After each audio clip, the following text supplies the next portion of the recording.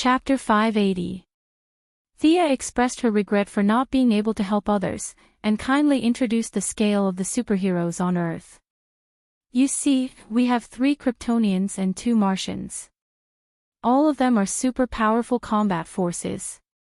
The rest of the Earthlings have a lot of cheats, too many to count. Knowing that Reverse Lightning had never been to another planet, she took out the words she used to fool General Zod and introduced the universe to Reverse Lightning. Earth had 2,814 sectors, and there were 7,200 official Green Lanterns and the same number of reserve Green Lanterns in the universe. In short, we are all righteous people in this world. Are you happy to hear that? Reverse Lightning, who was also a righteous person, hypnotized himself to express that he was very happy and excited. We are just looking for a way home and doing some good deeds. We won't waste your time. After that, the two waved goodbye happily, and Reverse Lightning ran back to Central City with a bitter face. Thea went straight home. Reverse Lightning should be quiet for a few days. Extreme Speed was such an unconventional and anti-scientific person. Thea decided to play with him. Back in the laboratory, she didn't rest. Instead, she took out the small ball of speed that she took from Reverse Lightning. After studying it for an hour, she had no choice but to seal it and put it away. Just as she couldn't understand death, she couldn't understand this extreme speed. Maybe it was contrary to her deity position. The god of trade and speed. The god of wealth and speed. The two didn't match at all. The source and the compatibility were too different. She could only comfort herself with this. Reverse Lightning was so frightened by her that he trembled. He no longer dared to wander around in the middle of the night. Instead, he focused all his energy on training Barry Allen. Even Psyker and Caitlin had to work around the clock. The two of them complained that they couldn't take it. Reverse Lightning ignored their complaints and focused on leveling up Barry Allen so that he could use his power to return to his own time and space. He didn't want to stay in such an unlucky world for a minute longer. At the end of the month, the Spaceship Explorer, which was jointly built by Quinn Group, Palmer Group, and Road Technologies, successfully arrived on Mars. More than 100 scientists and workers used mature nanotechnology equipment to build a simple residence on the surface of Mars. When the news spread back to the country, many media outlets went into a frenzy. Humanity had never been so close to the interstellar era. Thea continued to work hard to increase her reputation. Ray Palmer and Maxwell Rhodes from Rhodes Technologies also did not let go of this opportunity. The three of them used various opportunities to promote the convenience of the interstellar era. Naturally, the stocks of the three companies soared. The major countries in the world could not hold back their demands. For an entire month, all the launch centers were busy, and the population of Mars quickly exceeded 5,000. The aircraft carrier, the space battleship, was already in its final stages.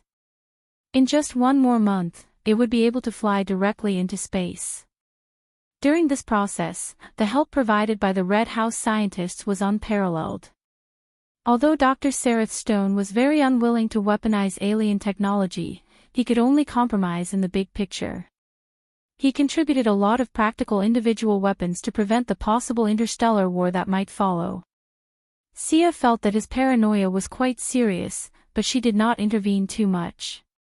She could not tell the doctor that IBAN International Trade, a neutral interstellar business alliance, had long been secretly controlled by her. When the time came, all he needed to do was wave his flag and shout his battle cry, and it would be fine. Creating pressure for them and turning it into motivation was the right way to go. Therefore, she should still increase the sense of crisis that they should feel. Hey, Thea. Not long after she started work, Oliver, who had always been lazy, came looking for her. The two of them agreed to visit Barry Allen. In theory, because of Oliver's friendly match with Shadow, he still did not know that Barry had turned into the Flash. Oliver was a very stubborn person, but he was quite good to his friends. When he found out that Barry had just woken up after being in a coma for 9 months, Oliver prepared to call his sister, who had amazing medical skills, to visit him. Thea sorted out the order and felt that it was not against her principles. She also wanted to see if reverse lightning was behaving properly. The siblings drove directly to Central City. Thea was still slowly adjusting her state of mind. She did not want to become like Heron Mill one day, treating everyone as a burden. This was because, according to the Martian hunter, Heron Mill was once a very kind and caring god. However, time had eroded his mind. Countless years of life had caused him to forget his original intentions, resulting in a tragic end. Batman and the Martian hunter had said on various occasions that she was becoming more and more ethereal and unpredictable. The words of these two wise men rang an alarm bell in Thea. She no longer used magic in her daily life. She deliberately maintained a positive and enthusiastic attitude in an attempt to alleviate her psychological discomfort. Oliver's car was very fast. In less than 2 hours, they had entered the Central City. Speaking of cars, Thea had equipped the Green Arrow team with new equipment. Perhaps due to economic reasons in the original spacetime, Oliver's vehicle was a small motorcycle. How low was that? Look at Batman's equipment, and look at yours. Thea directly threw his small motorcycle into outer space. All kinds of black technology vehicles were installed on it. All kinds of polymer combat suits, fighter jets, gliders, tanks, robotic arms, and a set of speed-type power armor. The main material of the power armor was the body of the cheetah god that they had obtained when they arrested the leopard lady. Even if it was not as good as the Bat Cave, it could not be too shabby. After 2 years of accumulation, Oliver's driving skills were now at a level of 6. He could even be thrown into Akina Mountain to make a name for himself. Barry was now in good health. He certainly would not stroll around during work hours like the two idlers. He was still working in the Midtown police station. Thanks to Thea's high reputation and her sponsorship of the national police system, everyone knew her. Knowing that she was looking for Barry, everyone was envious and brought her into Barry's evidence collection office. The two siblings were waiting for him. Oliver was bored to death as he flipped through the newspaper. Theo looked up at the skylight. It was here that lightning struck Barry Allen and created the Flash. Why did the power of speed choose Barry among countless ordinary spacetime, countless universes, and countless planets? No one could tell whether it was inevitable or accidental. It could only be attributed to the wonders of fate. After a while, footsteps were heard. Barry Allen, who looked like a good student, opened the door. Oliver, Thea. The handsome boy greeted brightly. It was obvious that he had regained his confidence. Thea was a little speechless. What kind of eyes were you looking at? He saw Oliver the moment he entered the door, and then he saw Thea. It was a strange scene. Thea's charm attribute was almost exploding, and Oliver was just a handsome guy among ordinary people. Chapter 581. Let me introduce you to Ayers West. Barry introduced the dark-skinned girl beside him to the siblings. Speaking of which, the dark-skinned girl was also very strange. She grew up with Barry, but she didn't know that he liked her. Everyone around her knew that Barry liked her, but she was so slow that she didn't know. In the end, when the Flash mustered up his courage to confess, he made a big move, which was to say, "I've always treated you like an older brother." The Flash's blood stained his clothes red. The four of them actually knew each other before, but they didn't talk much. They chatted for a while and then went to eat. Barry wanted to show off his ability to Oliver a few times, but because Ayers was beside him, he forced himself to hold back. Thea wanted to laugh when she saw Barry's hesitant look. What was even funnier was that she deliberately glanced at Reverse Lightning, who was in the cutting-edge technology laboratory, and he was as anxious as an ant on a hot pan. He couldn't help but be anxious. If Barry showed off his speed, then his previous words would be completely exposed. What about traveling through time and space was true, but his relationship with Barry was completely fake. Reverse Lightning was so anxious that he was scratching the wall, but he had to pretend to be calm in front of Psyker and Caitlin. Fortunately, Ayers was with him the whole time, so Barry didn't get a chance to show off his speed to his good friend. Just as Reverse Lightning was secretly observing and felt that today's incident had passed without any danger, an accident happened. Just as the siblings were about to drive back, gunshots rang out from the other side of the road and the shouts of the crowd. Barry was in a dilemma. Should he turn into the Flash in front of Ayers, or should he let Thea and the others deal with it? This was a difficult question for him. Fortunately, he didn't hesitate for long. A piercing pain released him from the problem. My leg. It hurts. Barry suddenly sat on the ground, hugging his leg. This made Ayers and Thea stunned. You were running and jumping just now. This illness came too quickly. Let me take a look. Thea wasn't bragging. She turned her multifunction wristwatch and started to check Barry's leg. He thought that he wanted to send Ayers away so that he could be the Flash himself. Unfortunately, that was not the case. His leg was seriously injured. This kind of injury was very strange. Even with the support of the power of seraphic speed, it would not heal in a short time. There was no need to guess. It must have been the god of speed expert, Reverse Lightning, who had done something to him.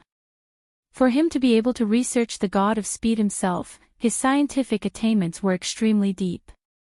Barry did not know that he had been plotted against. He was only concerned about the other side of the street. He grabbed Thea's hand and said, "Don't worry about me. Save the people over there first." His eyes were firm and decisive, and Thea could only follow his instructions.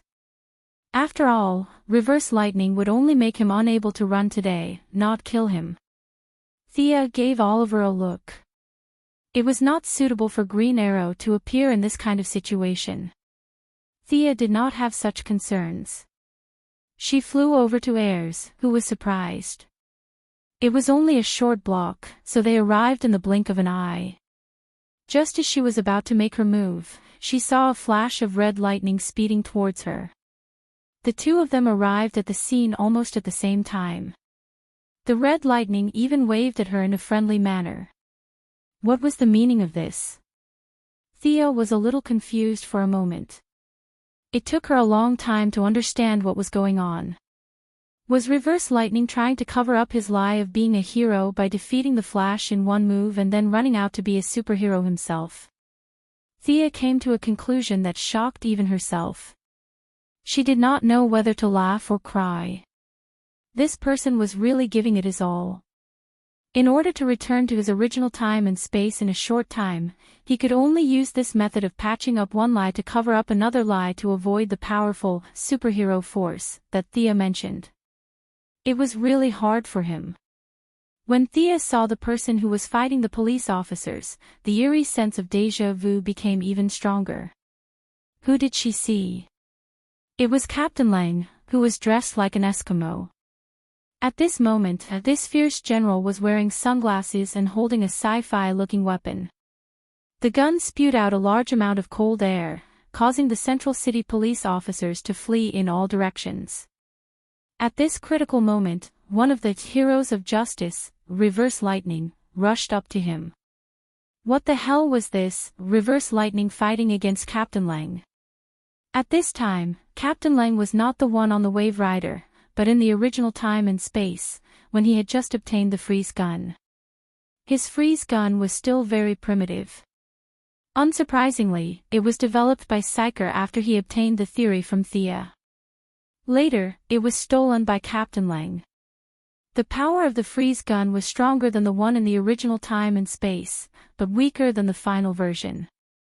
Captain Lang's several shots were easily dodged by Reverse Lightning. His movements were as slow as a snail in the eyes of those who were rushing, but he was also a smart person. He very insidiously targeted the surrounding people who were watching the show. Reverse Lightning was about to curse in his heart. Whether these people died or not had nothing to do with him, but Thea was still watching outside, so he could only bite the bullet and save them. Seeing this scene, Captain Lang was even more convinced that this guy was a hero of justice. Bang! Bang! There were two muffled sounds, and he played a little trick. He first attacked a distant target, then quickly turned the muzzle to attack a nearby police officer. Reverse Lightning was tired of it. He could not think of a good way at the moment, so he could only counter the moves as they came. Unfortunately, he had underestimated his own speed, and Thea had previously absorbed the power of speed from his body, which had a subtle effect on him. After he saved two people in a row, he almost failed to dodge the frost ray. The cold air swept past his calf. Absolute Zero was no joke. Reverse Lightning's combat experience was 100 times richer than Barry Allen's at this time. He hurriedly mobilized the power of speed on his leg, trying to accelerate the cell healing. Unfortunately, Captain Lang had already predicted this. He had already aimed his gun at Reverse Lightning, and his finger was about to pull the trigger. At this critical moment, Thea knew that it was not suitable for her to watch the show. She used her divine weapon to block in front of Reverse Lightning, and waved her hand to create a wind wall in front of Captain Lang's surprised eyes. Captain Lang was an ordinary person. He was blown away by the strong wind and pressed against the wall like a mural. He fainted immediately. "Are you okay?" Thea held back her laughter and asked Reverse Lightning. He was also a good man, pretending to be fine. "Thank you for your help." He did not wait for Thea's reply and ran away like a wisp of smoke. He had no choice but to run. He had used the excuse of going to the toilet to escape. He had already wasted a few minutes saving people. Xianxia and Caitlin were smart people. It would be troublesome if they found out something was wrong. He had to go back immediately. He mobilized a large amount of the power of speed to wrap up his wound, and ran like the wind back to the cutting-edge laboratory. He quickly changed into the alias of Dr. Wales, and slowly walked in his wheelchair. There was no need to mention the gloominess in his heart. His leg had already been injured by the frost gun, and after running for a while, it had worsened the injury. Fortunately, he had the foresight to see that Dr. Wales was also in a wheelchair every day. Otherwise, it would be hard to explain how he could cripple his leg after going to the toilet. Chapter 582. Reverse Lightning didn't forget about Barry Allen. He also needed to treat his wounds. He sent Xianxia and Caitlin to pick him up. His excuse was ready-made. His good friend Barry was injured. Why didn't they hurry up and bring him back? After the two left, he finally had time to treat his wounds. It was a ghastly sight. There was a palm-sized area on his calf that was frostbitten. The regeneration of his cells was suppressed. Fortunately, Reverse Lightning's knowledge was not ordinary. He concocted a lot of medicine on the spot and applied it to the wound. However, it would take at least 10 days for the wound to recover. He had just finished treating the wound when the rest of the team came back. Thea, Olivier, the Flash, and a few of his friends ran back. Ayres was very anxious. "Don't worry, leave it to us. We have done a lot of research on his injuries." Reverse Lightning calmly comforted Ayres. At the same time, he kept looking at Thea. "Why is this girl still here? You have so many things to do. Staying in our central city will affect humanity's interstellar travel. You should hurry up and leave." His prayers came true. A few minutes later, Thea and her brother received a call at the same time. Olivier's team had found the Count of Vertigo's new stronghold.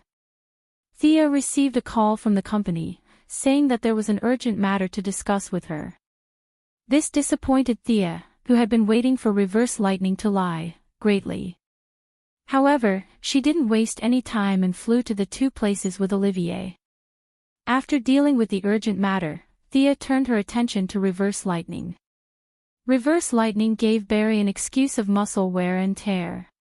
He also pointed out how unscientific and irregular his running movements were. In other words, this injury was caused by the accumulation of small problems from daily running. After that, he slapped Barry and sent him to the underground tunnel to practice running. The lie could be maintained for a while, but not forever. Reverse lightning just wanted to accumulate enough strength to return to his own world as soon as possible. He was annoyed by this group of superheroes. Unfortunately, he was smart, but others were not fools. After lying in bed for a whole day, Barry still discovered the problem. Reverse lightning was running back and forth under the watchful eyes of so many people. How could it not be noticed? Especially the matter about the red lightning that Barry had been pursuing for more than 20 years. Now that it seemed to be showing signs of surfacing, he could no longer hold back. He directly went to the metropolis to ask Thea, who had seen the red lightning that day. She did not hide anything, nor did she add anything to the story. She repeated what she had said about the lightning that day. "Barry, are you from the future?" She pretended to be curious and asked. "Future your sister? Why didn't I know that I was a transmigrator?" Barry immediately denied this conclusion. "I'm definitely not. My birth information and family records are all well documented. How can I be someone from the future? That's ridiculous. If I'm not, does that mean the red lightning bolt is someone from the future? Did he kill my mother? Why did he do that?" Thea naturally wouldn't say that he was copying history and creating the Flash. She immediately shook her head and didn't know. Barry didn't expect any outsiders to know about this, so he could only go back and think about it himself. He couldn't figure it out no matter how hard he tried. Naturally, he asked for help from a few friends in the cutting-edge laboratory. Reverse lightning pretended to be shocked and helped Barry come up with ideas to deal with him. The feeling was indescribable. This was also his helplessness. In fact, he could ignore the trouble caused by Captain Lang, but the identity of a hero of justice was a little useful to him. Should he provoke a bunch of superheroes to investigate him or let Barry investigate him alone? This was his choice before he deliberately exposed his whereabouts. He chose the latter. Barry was alone, and he was under his nose every day. It wasn't too difficult to fool him. The fight with Captain Lang was his proof of allegiance to the superheroes. Whether it was useful or not, he had to stabilize the forces outside first. If the superheroes outside didn't investigate him, he would have enough time to transmigrate back. Reverse lightning was betting that Barry wouldn't let outsiders participate in his mother's murder case. In the end, he won the bet. Barry only asked about the red lightning and didn't say anything about helping. He was focused on investigating the incident from beginning to end. Time passed slowly, and for a moment, everyone seemed to be very busy. Green Arrow was learning from the ninja master and fighting criminals. The Flash was looking for the real murderer, and Superman was living his life at home.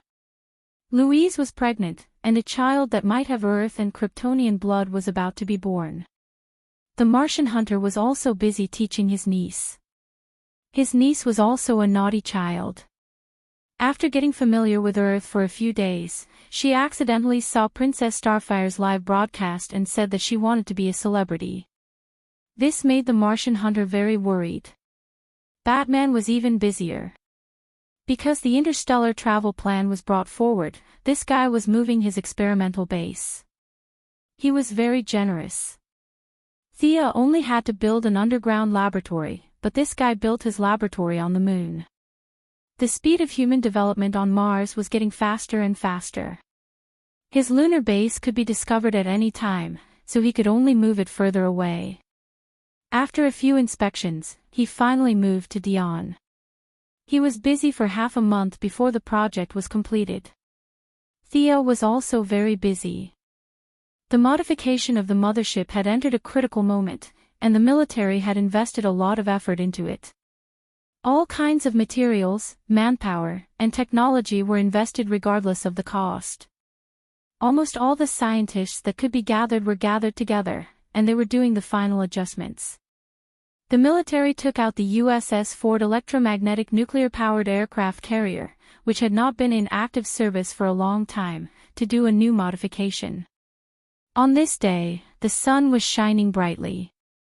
Many politicians, business tycoons, and scientists gathered at the U.S. military base in Guam. Among them were many scientists from the Quinn Group, Dr. Sarah Stone from the Red House, many generals in the military, the president who had not appeared in public for a long time, and a group of government officials.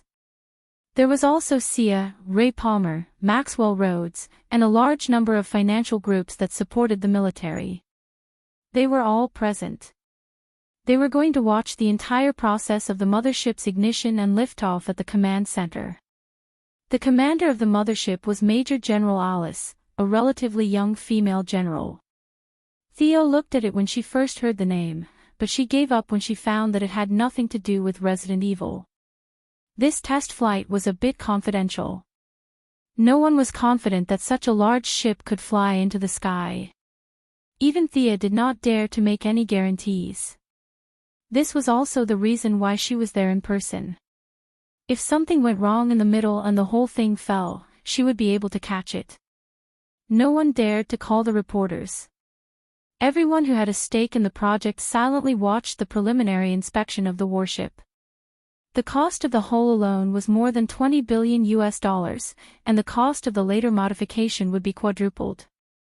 This was the main reason why the military could not withstand the pressure and took in the funds of the financial groups.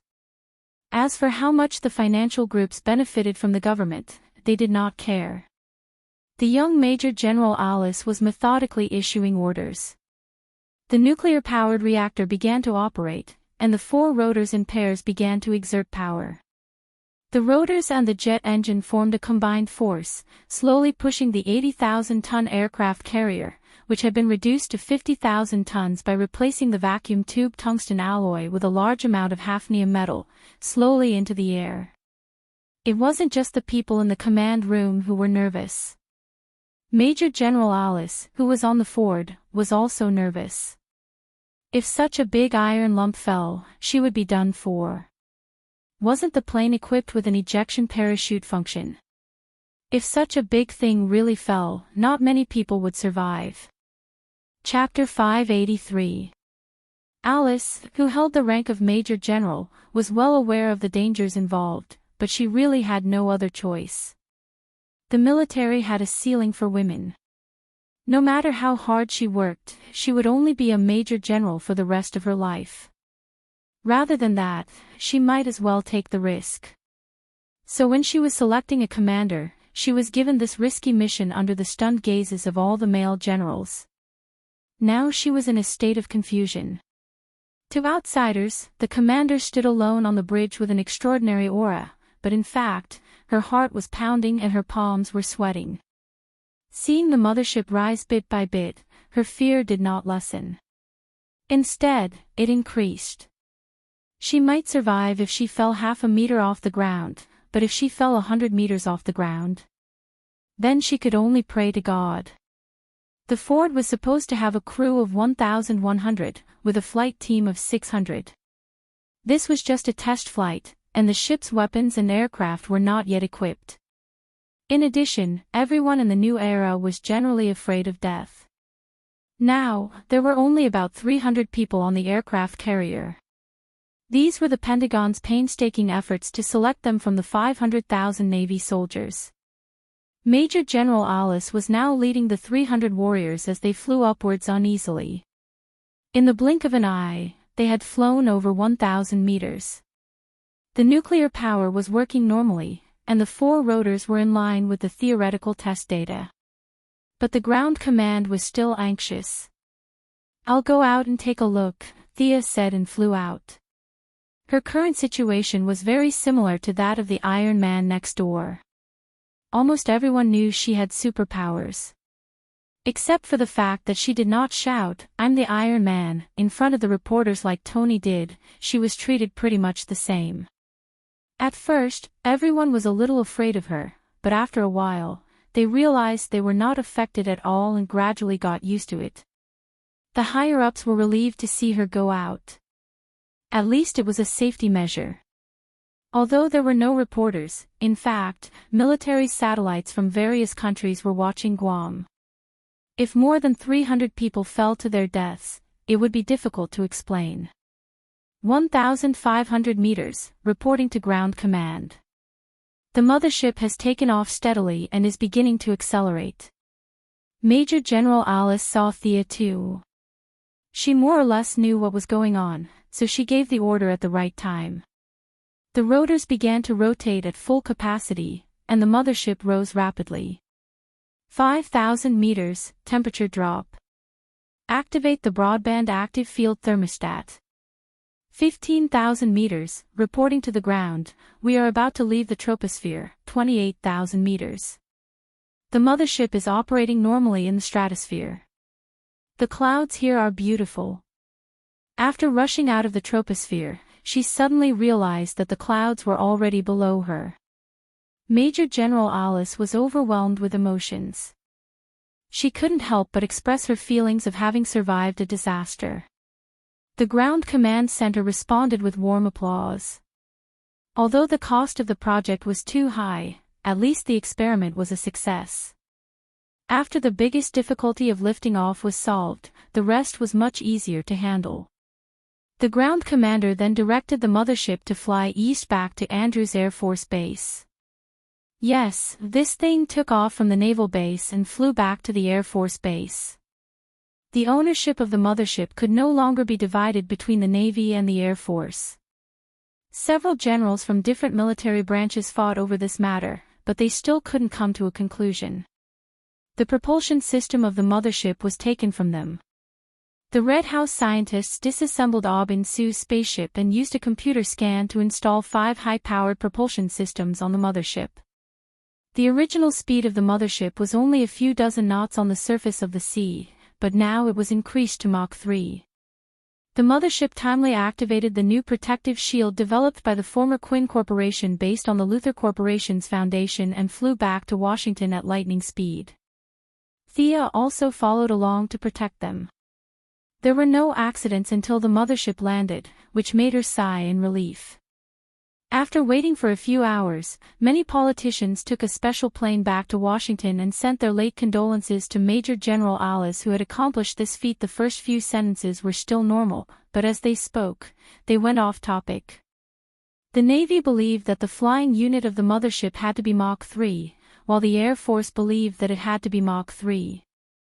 The two groups of people then argued about the personnel structure, clothing, military ranks, and a lot of other issues. It seemed like a small issue, but in fact, it was a matter of who would be the boss and who would be the second in command. The successful test flight of the mothership also meant that the Navy would gradually withdraw from the stage of history. Merging with the Air Force was the opinion of many knowledgeable people. Then came the question. Should they rely on the Navy at this stage to seize the leadership position and lead the Air Force, or should they be led by the Air Force? This was the question that the military leaders were most concerned about. Thea did not have time to listen to their nonsense. She told the vice president to report if there were any problems and returned to Star City alone. When she was in the sky just now, she received a call from Felicity. She did not say anything in detail. Thea was afraid that the mothership would fall, so she did not have time to deal with it. Now that things had come to an end, she finally had time to deal with it. Thea directly teleported to Felicity's villa. This big sister had been the vice president of the Quinn Corporation for many years, so her wallet was bulging. She did not hesitate to buy a mansion in Star City. What happened? Caitlin is also here. Oh, isn't this Ronnie? Aren't you dead? In addition to the two women in the room, there was also a destitute man sitting in the room. He turned his head, and Thea was slightly stunned when she saw his face. The man was Caitlin's fiancé, but he died in the explosion of the underground pipeline during the particle accelerator explosion in Central City. Caitlin was now the Frost Killer, but she did not forget their old relationship. This was also the reason why she immediately rushed over when Felicity contacted her. Professor Quinn, I'm not that young man, Ronnie Raymond. I'm Martin Stein. Do you remember me? The man asked nervously. She remembered, wasn't he the fat old man on the Wave Rider? Although Thea was not very familiar with many people, she still knew the first generation of Firestorm. Coincidentally, she also knew the two people who formed him, Ronnie Raymond and Martin Stein. Although she knew him, she could not immediately show that she already knew. After thinking for a while, she asked, Professor Martin Stein from the University of Chicago? Yes, we talked before. This young man, Ronnie, also said that he knew you. That's why we came to find you. The man was very excited. It was obvious that the fusion of the two people was driving him crazy. With all due respect, Professor, how did you become like this? The one who occupied Ronnie's body was the fat old man. He told Thea about the explosion that day. The creature chose. During the reconstruction, the creature chose the most optimal setting, which is Ronnie's young body and your excellent brain. So now you are the one who is controlling the body. Is that what you mean, Professor? Thea made her own judgment after hearing the connection. Yes, Professor Quinn is indeed an expert in biomedicine. You are absolutely right. The man wanted to hug her leg and cry. He finally met someone who understood. Chapter 584. Professor, you want me to help you separate the two of you, right? Thea asked again. Yes, you're absolutely right. Professor Stein almost shouted at her. Thea ignored Stein's salted face and split a portion of her spiritual energy to scan the two of them. After scanning for 2 minutes and combining it with the science she already knew, she sighed. Professor, because of nuclear fission, the molecular structure of the two of you has completely fused together. This is your expertise in nuclear physics. You should know that even if the two of you are separated, you will no longer be normal humans. Both your immune system and hematopoietic function will be severely damaged. Stein was depressed. I know that we have already missed the best treatment period, but at that time, the two of us were entangled with each other and were in a daze for a long time. We only gradually regained our consciousness recently. Thea also started to think. In the original timeline, Reverse Lightning acted as a living bomb and used the black technology on her battle suit to decompose the nuclear power that formed the foundation of the two of them. Did she have such a thing? She really didn't have it on hand at the moment. She had a few technological products that were somewhat related, but they needed major modifications. The technology aspect was a little troublesome, but she had magic. Just like how she decomposed Miss Abby and Professor Holland, she could separate the different souls and then find a dead body to reincarnate into. Everything would be fine. Unfortunately, she was a hero of justice and couldn't do it. The fat old man was so old-fashioned that he wouldn't agree to it.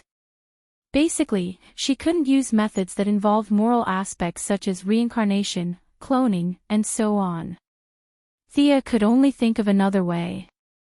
Separating from the original body was the only way. Professor, do you believe in magic? The fat old man didn't believe in it at all, but he didn't have a good idea at the moment. Now, as long as she could separate them, he would even try witchcraft and immortal arts, let alone magic. Nodding against her will, Thea snapped her fingers. That's easy. I'll suppress your body and then use an illusion to simulate the explosion that day. Let your body think that it went through another fission, then the two of you will be separated again. Hypnosis to mobilize my own subconscious. Stein continued to use scientific methods to forcefully explain Thea's treatment methods, making the young lady very helpless. Professor Stein heaved a sigh of relief when he thought that he had mastered the treatment steps. He thought that he would have to use something like a blood sacrifice totem. Thea's treatment method did not deviate too much from what he knew. Will my body explode because of the stimulation? Stein was worried that it would cause a nuclear explosion. After all, they were in Star City, a city with a population comparable to Gotham. Don't worry about that. Caitlin, show the professor. Thea gestured to Caitlin. Caitlin's palms began to emit cold air, and the temperature in the room began to drop. Absorbing energy. Stein had been dealing with all kinds of energy his whole life.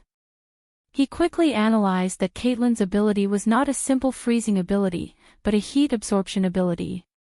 This was the complete opposite of his nuclear energy ability. He looked at Caitlin in surprise and finally felt relieved.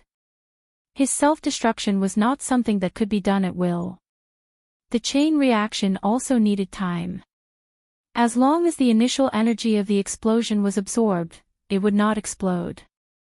Thea did not let down her guard. After all, this was Star City, and she had set up a few barriers. Some were triggered, some were energy-absorbing. Professor, I'm going to start. What you need to do is to remember that there are two of you in your mind. Stein pursed his lips and calmed down a little. He gestured to Thea to start. He did not even see what was going on before he realized that he was outside again. The dark night, the pouring rain, and the crowd around him were vivid in his mind. This was the time when the particle accelerator exploded.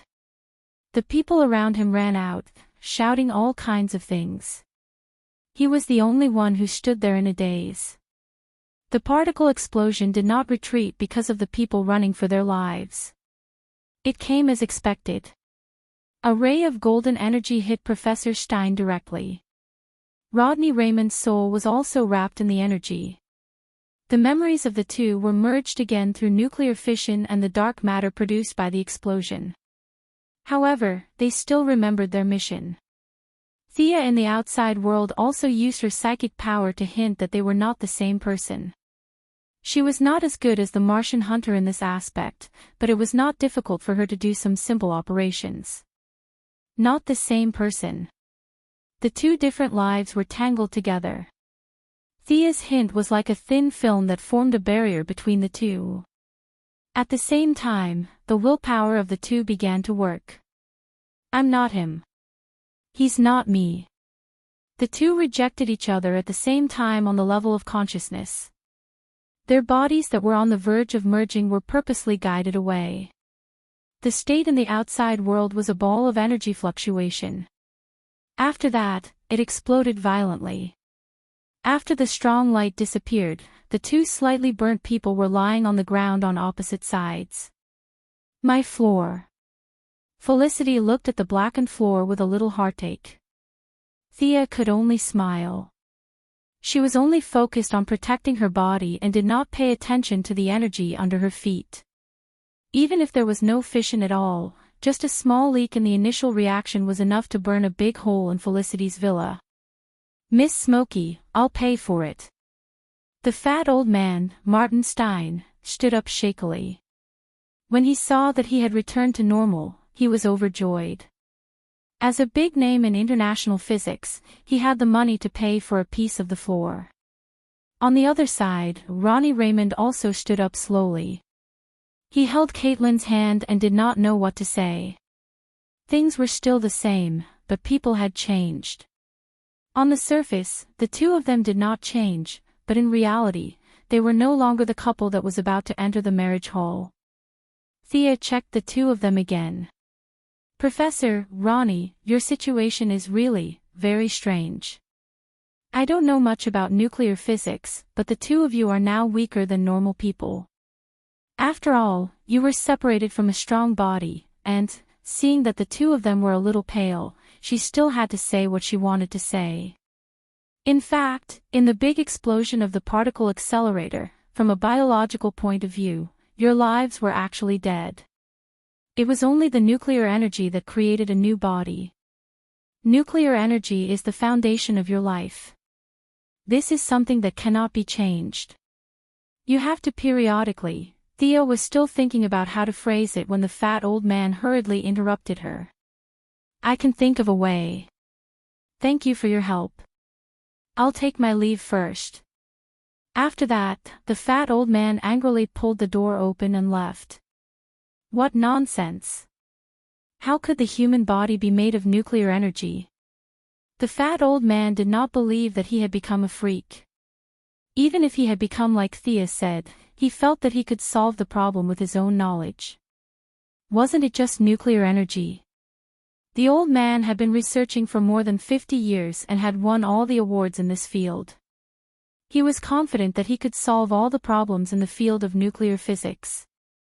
Chapter 585. Thea was not angry about the fat old man slamming the door and leaving. After all, it was Felicity's house door that was slammed, and it had nothing to do with her. However, she had a new understanding of the old man's stubbornness. Wasn't it just a change in life form? Was there a need to react so strongly? Ronnie Redmond's expression was equally ugly. Although he wasn't as outstanding as Xianxia and Caitlin, he was still quite capable to have been chosen by reverse lightning. It wasn't hard to guess what Sia had left unsaid after connecting the dots. Using the excuse that his thoughts were in a mess, Ronnie quickly left. Both of their patients had run away. Fortunately, this was not a hospital, or they would have been beaten to death. Did you pay the medical fees and run away? With the patients gone, the three women were free. Thea had just finished working on the mothership and was preparing to rest for 2 days. Felicity had become a habit of skipping work, and Caitlin did not want to go back to Central City. Reverse Lightning estimated that he could be exposed at any time, and trained Barry like crazy every day. It seemed that the stronger Barry's ability was, the faster his speed would recover. Caitlin had Thea as a huge source of information, so she was able to understand the situation. On the other hand, Xianxia was dumbfounded. He did not know what had happened to Professor Wales, who had always been a nice guy, to train Barry so hard. Similarly, Barry had a black face full of question marks. He had a high IQ among the superheroes, but he lacked key clues. If he did not connect Reverse Lightning and Professor Wales together, he would never find the truth. Now that the three women were extremely bored, they could only meet up to go shopping. Thanks to the social stability of Star City over the years, many large shopping malls and shopping streets had been established here. Star City's economy had already surpassed the devastated Metropolis and Gotham, and it was truly a business capital. Thea pulled Felicity, Caitlin, and Raven Lowly, who was on high school holidays and staying at home, along. Then, she found that the female generals of the Green Arrow team were all in a daze. She pulled all of them together and formed a group to sweep the goods. Green Arrow Shadow, Black and White Canary Laurel Lance, Sarah Lance, and even the Ninja Master's daughter, Nissa, were forcefully dragged out. The 8 women bought whatever they saw. None of them were poor in the true sense of the word. Sarah and Nissa were assassins, and money was just a number to them. Although Laurel and Shadow were just ordinary public officials with a moderate income, they couldn't compete with their boyfriends, Oliver and Tommy, who were rich. The two of them swiped their boyfriends' bank cards. She bought all kinds of spring and summer clothes, bags, accessories, and all sorts of other things. Laurel liked the black mesh stockings very much, so they accompanied her for a long time. She had thought that it was just Laurel's personal interest, but she didn't expect the other girls to be so interested. Felicity was one of them, while Caitlin and Raven chose black stockings. Sarah Lance chose white stockings, and Nissa, the Ninja Master's daughter, who had an illicit relationship with her, also chose a few pairs of stockings.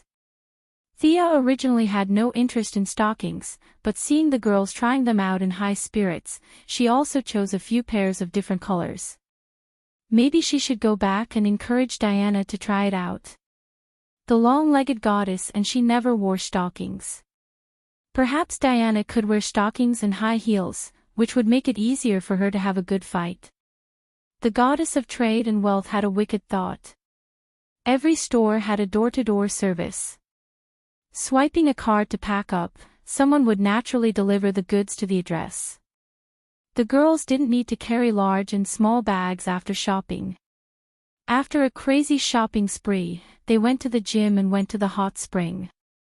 Lying comfortably in the hot spring, Thea couldn't help but wonder if she should form a female Justice League in the future. In fact, there were many female heroes in this world, but they were basically the vassals of the male heroes, suffering first and enjoying later.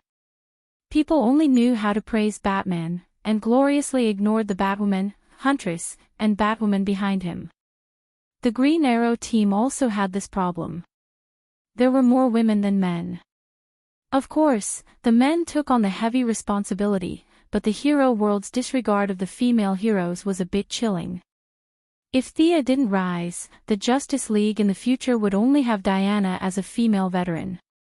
Even a high school student like Steel Bones could be a veteran, but Barbara, who was good at both civil and martial arts and had been in the industry for many years, could only be a bystander in the Batwoman team. This reflected the current situation of male and female heroes. The framework of the Female Justice League gradually took shape in Thea's mind. The first important indicator was combat power. Thea herself and Diana were the top combat power in the world at present. Supergirl and Fiora could also be recruited.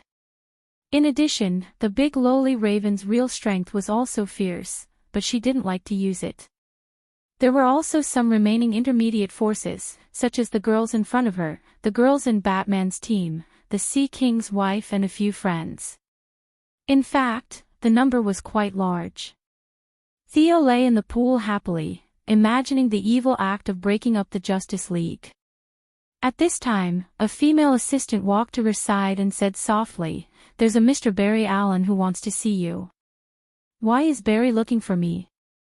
Thea thought for a moment and immediately realized that it must be about the fat old man and Ronnie. She gave Caitlin a look and told them to continue playing. She wrapped herself in a bath towel and went to the rest area.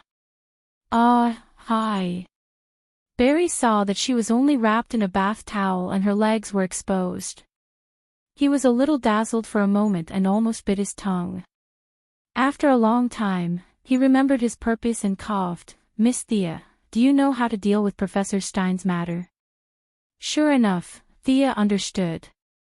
The fat old man was not unaware of his physical condition, but he still had a glimmer of hope.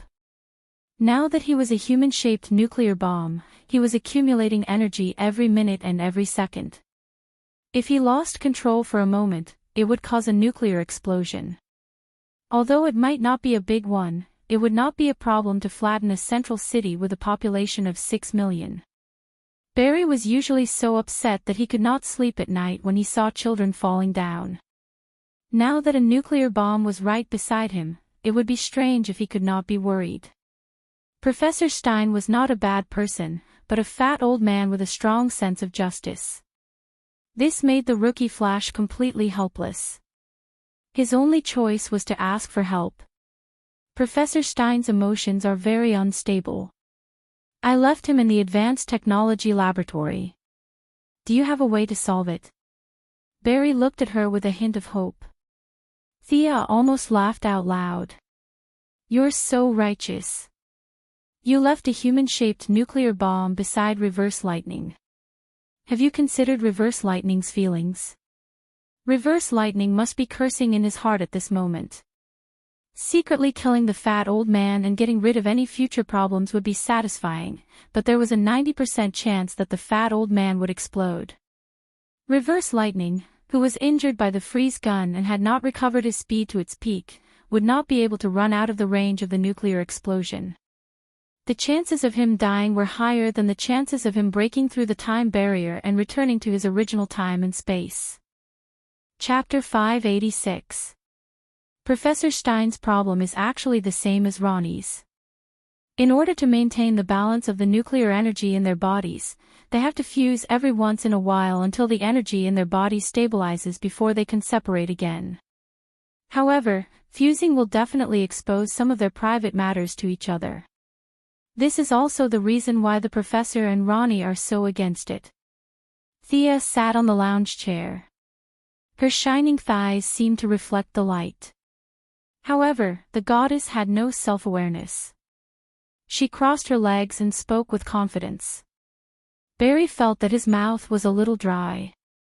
He tried to put the distracting thoughts to the back of his mind. He repeatedly told himself that he should prioritize the 6 million old and young men in the central city. He also thought about his mother's death and his father's wrongful imprisonment. Finally, he managed to suppress the messy thoughts in his mind. The young lady really didn't realize that she had caused so much trouble for others. Let's go.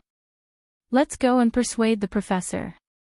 Barry was a little troubled.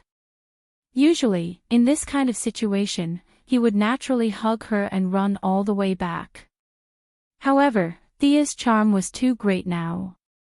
He was afraid that he would fall into a ditch while running. That would be too embarrassing. Fortunately, Thea didn't make it difficult for him.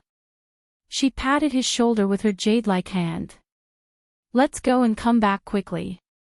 Let's go. A sky-blue light flashed. When Barry saw his surroundings clearly, he realized that he was back in the cutting-edge technology laboratory. Thea's bathrobe was also changed into a divine robe. She was dressed like a goddess. Faster than me. Barry couldn't help but think. Dr. Wells, long time no see. Thea first greeted Reverse Lightning. The old man pretended to be calm. In fact, he was cursing in his heart. Was there anyone more unlucky than him these days? He was just staying at home and the human nuclear bomb came to him for help. He even had to pretend to be welcoming and welcoming. Now, facing Thea's greeting, he could only pretend that he was fine. He had never been better. After greeting Psyker, she went to the laboratory to visit the two patients. Ronnie Raymond sat on the ground with a terrible expression. The fat old man was still calculating hard, trying to solve all the problems with his science. Doctor, do you have any good ideas? Thea asked Reverse Lightning. I'm sorry, I have no other choice. Reverse Lightning was speaking from the bottom of his heart. If they had approached him from the start, he might have had a solution. However, Thea had interfered and used a very idealistic method to separate the two of them. His black technology was no longer suitable for the current situation. In fact, Reverse Lightning was also very anxious. After all, no one wanted to see a nuclear bomb dangling in front of their eyes.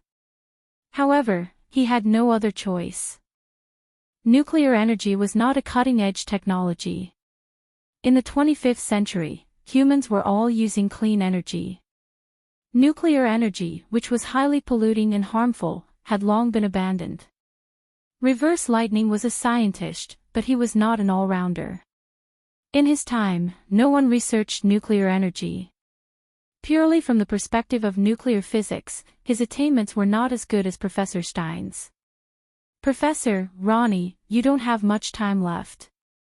You have to merge immediately, or the consequences will be unimaginable, Thea advised coldly. If they didn't listen to her, she would have to use force.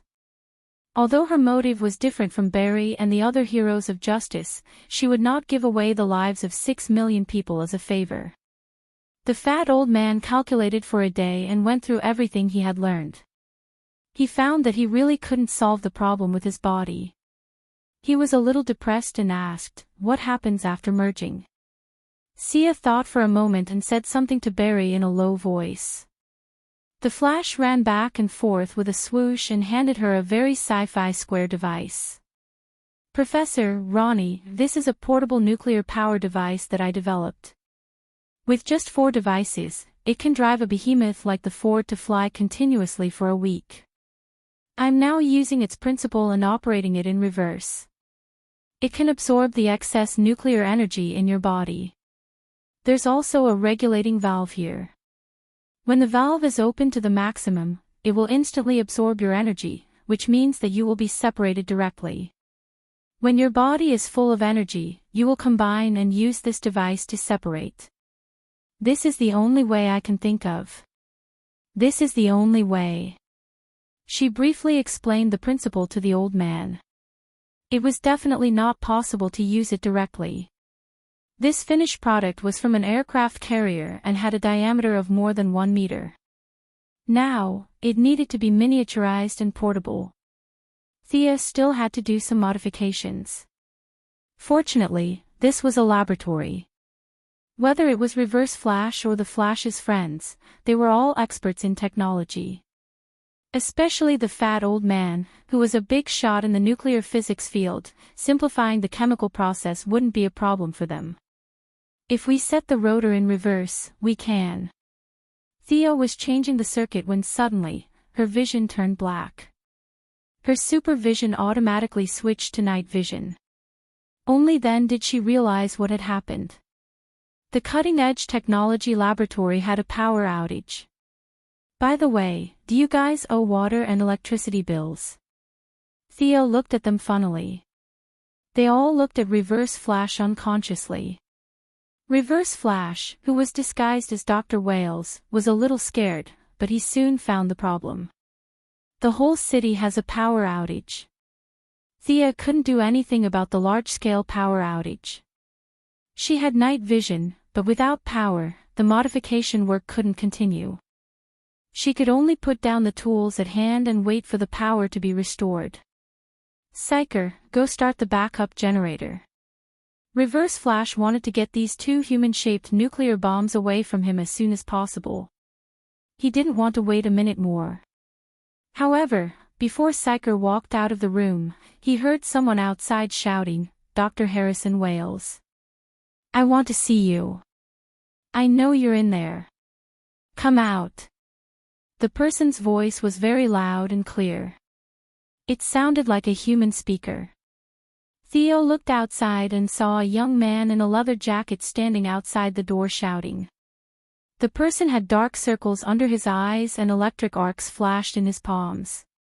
From his appearance, it didn't look like he was there to talk. Thea knew that they didn't have supervision, so she cast a miniature illumination spell and a water mirror spell to project the situation outside. She pointed at the man in the leather jacket in the image, which meant, "Do any of you know this guy?" Everyone shook their heads. There was no power and no internet, so they didn't know who it was. Seeing that the person outside was still shouting at the top of his lungs, Barry naturally couldn't let the crippled Dr. Wales go out to die. With a whoosh, he changed into his combat suit and rushed out.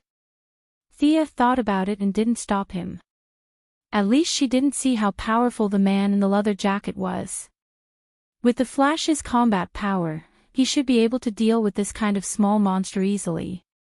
Unfortunately, the water mirror spell could only see the image and not hear the sound.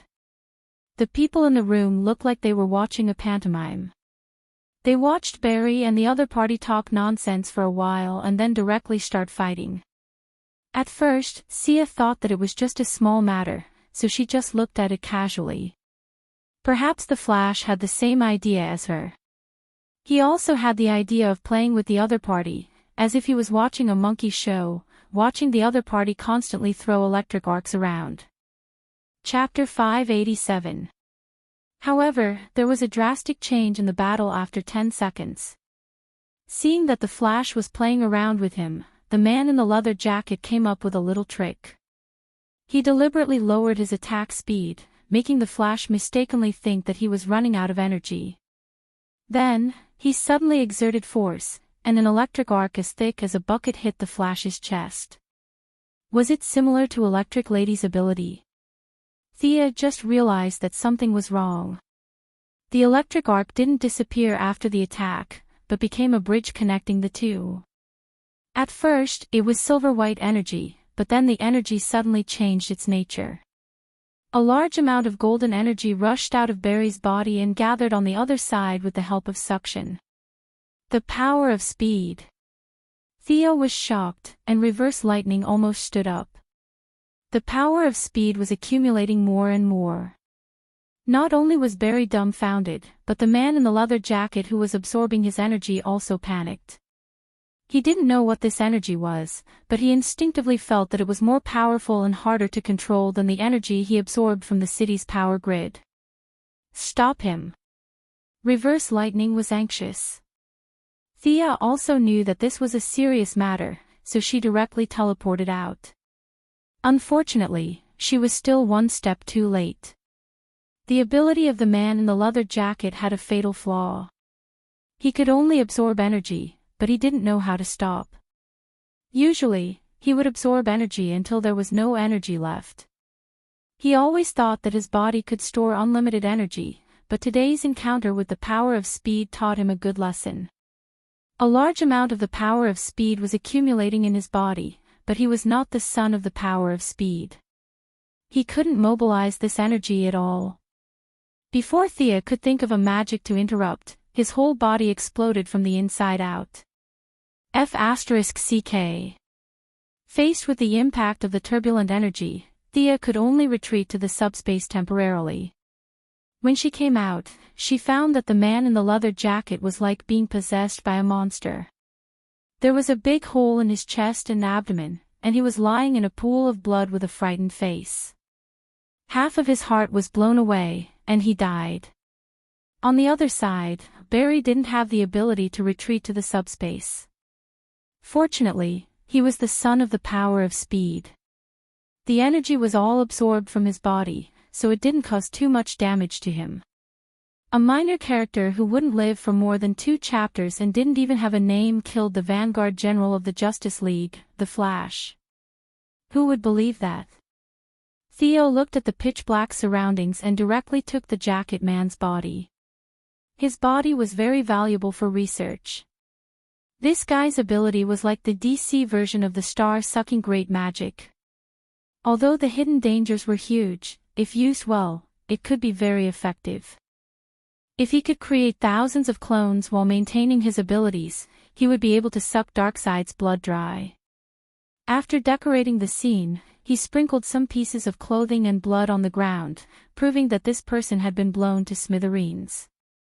It would be even better if Reverse Lightning suspected that this person had been sucked into the Godspeed Force space. When she sent Barry back to the laboratory, everyone hurriedly started the backup power supply. There was another round of chaos. The Firestorm duo also helped. After a series of blood tests, everyone was dumbfounded. Barry's lightning speed was sucked dry, and he became an ordinary person. Everyone was very depressed. Theo looked at Reverse Lightning from the corner of her eyes. She saw that he had taken off his glasses and was holding his forehead. He was exuding a lingering sense of lethargy. Yes, the threat of the 2 human-shaped nuclear bombs was still there, and the Flash, whom she had spent so much effort cultivating, was now useless. Reverse Lightning was already acting like a cripple. Thea wasn't too worried. Barry's protagonist aura wasn't any worse than Batman's. The son of the Godspeed Force would at most be depressed for a while, and his Godspeed Force mother would definitely give him his abilities again. At the very least, Thea knew that reenacting the scene when he was struck by lightning would allow him to regain his Godspeed Force. Other people would turn into charcoal after being struck by lightning, but he would regain his Godspeed Force after being struck by lightning. This world was just that illogical. However, Thea didn't tell them this method. Reverse Lightning was 10,000 times more impatient than she was. It was better to let him think of a way. Not long after, Barry woke up. Looking at everyone's ugly faces and the bruises on his body, he seemed to have thought of something. At this critical moment, the veteran had to step in. Reverse Lightning was actually very sad, but he still had to pretend that nothing had happened and comfort Barry instead. His life mentor gave the Flash a lot of chicken soup. Compared to him, Psyker's conversation skills were very poor. What did he mean by, Barry is still Barry without abilities? What did he mean by, you will always be our friend? These words were very depressing. How could having superpowers be the same as not having them? Thea saw that Reverse Lightning was about to beat Psyker up, so she quickly pulled him away. Everyone was silent, and only the rustling sound of Reverse Lightning looking at Barry's body data could be heard. Barry's matter was very urgent, but the matter of the 2 human-shaped nuclear bombs was even more urgent. The equipment that she had helped them develop was interrupted halfway by the power outage and the leather jacket cameo. Now, she couldn't stop work just because Barry had lost his speed. She had to continue. It was just that the originally enthusiastic atmosphere was a little cold, and the few of them were no longer as energetic as before. Thea could only helplessly liven up the atmosphere and use the opportunity of explaining the theory to distract their attention. This theory was also very interesting. It was a parting gift from the fat old man when they were on the Wave Rider. However, she had been getting stronger and stronger, so she hadn't found a use for it. Now, using its ability to absorb and recharge energy, it was like a switch that could help the Firestorm duo to merge and separate at any time and place. As soon as he heard that it was the result of nuclear physics research and not some magic or witchcraft, the fat old man's interest was immediately raised. He pestered Thea to ask about the operation. She explained it to him. When the old man heard that he understood most of it and could roughly understand a few parts, he immediately recovered some of his spirit. Thea was a little embarrassed. Using the old man's future research results to fool the current him was really a test of how thick his skin was. When the device was finally set up and the worries were solved, the two of them no longer hesitated. Even if they died, they would drag 6 million people down with them. Neither of them would do such an evil thing. The two of them clasped their hands together. With a muffled bang, the Firestorm with Ronnie as the main body and the fat old man as the auxiliary came into sight again. Thea put the device on their chests and adjusted it slightly. The two of them were very educated, so they quickly figured out the specific operation method of this thing. Professor, Ronnie, even if you are separated, you can't be too far away from each other. One of you is in Chicago, and the other is in Center City. If you don't have a place to go, go to my Alien Administrative Committee. It's in the desert area of Nevada. Even if something happens to you, it won't be a big loss. Thea meant to pull this guy to the Administrative Committee. It was really a little embarrassing to rely on the black man to conquer the world every day. As the chairman, Miss Thea couldn't always fight for her own image, so it was imperative to recruit someone who was especially good at fighting. Chapter 588. Firestorm's strength was not as good as the top few, but he was still one of the best. This guy could transform all inorganic materials, and could even create kryptonite with his bare hands. His body was strong, his intelligence was good, he could fly, and he could use energy attacks. He was a rare jack of all trades. What if we explode there? Firestorm was still a little hesitant. He even wanted to find a deserted place to die. There are aliens there, Thea said casually. The few of them immediately understood. Were aliens human? That was for sure. But if they had to choose between sacrificing 6 million aliens and 6 million Earthlings, they would not hesitate. Even Barry, who was a saint, did not say anything to refute. Professor, don't worry. With my technology, I won't do what you think. Besides, there are 2 alien races that are still using nuclear energy. You can go take a look. Maybe you can get some new inspiration. Without much consideration, the two of them decided to go to Nevada. Ronnie did not mention his marriage with Caitlin again. It was too awkward to find a wife when he had a telepathic connection with the fat old man. When one of them was excited, the other would also have a strong telepathic connection. Ronnie would not be able to roll in the sheets happily for a long time. The fat old man also had this problem. He was old, but he also had a wife. Nuclear fission had changed his body. He looked old, but he was not much different from a young man. He did not want Ronnie to know about his passionate communication with his wife. The two tacitly left Central City and flew towards Nevada. Seeing the humanoid nuclear bomb fly away by itself, Reverse Lightning breathed a sigh of relief. What was left was the matter of the Flash. To be honest, Reverse Lightning was really worried about Barry. Unfortunately, he couldn't leave his name behind even though he had done a good deed. That feeling of frustration was indescribable. While Thea was dealing with Firestorm, he thought hard and finally came up with a solution that was not a solution. It was similar to Thea's idea. They just needed to recharge it. But Barry hesitated. In the face of 20 million amps of electricity, he did not dare to say that he could survive. Thea knew that he was the son of agility, but he did not know. Reverse Lightning anxiously waited for the result. Barry shook his head and said, "Let me think about it." After saying that, he picked up his coat and left the laboratory without looking back. Thea also bid farewell to the others. She had tricked them over, so she had to make some preparations. She did not dare to use the teleportation spell to bring Firestorm over directly, mainly because their condition was too unstable. If they exploded during the teleportation, she would be in serious trouble. Although nuclear weapons did not have a high level of technology, she was not willing to face the impact of a nuclear bomb head-on. Since Firestorm could fly by himself, she would let him slowly fly over. Thea rushed to the administrative committee first and informed her subordinates that Firestorm was going to join the company. Only then did she return to Star City. One must know that she was pulled out of the hot spring while she was soaking in it. It didn't take her more than a few minutes, so she could still go back and soak in it for a while.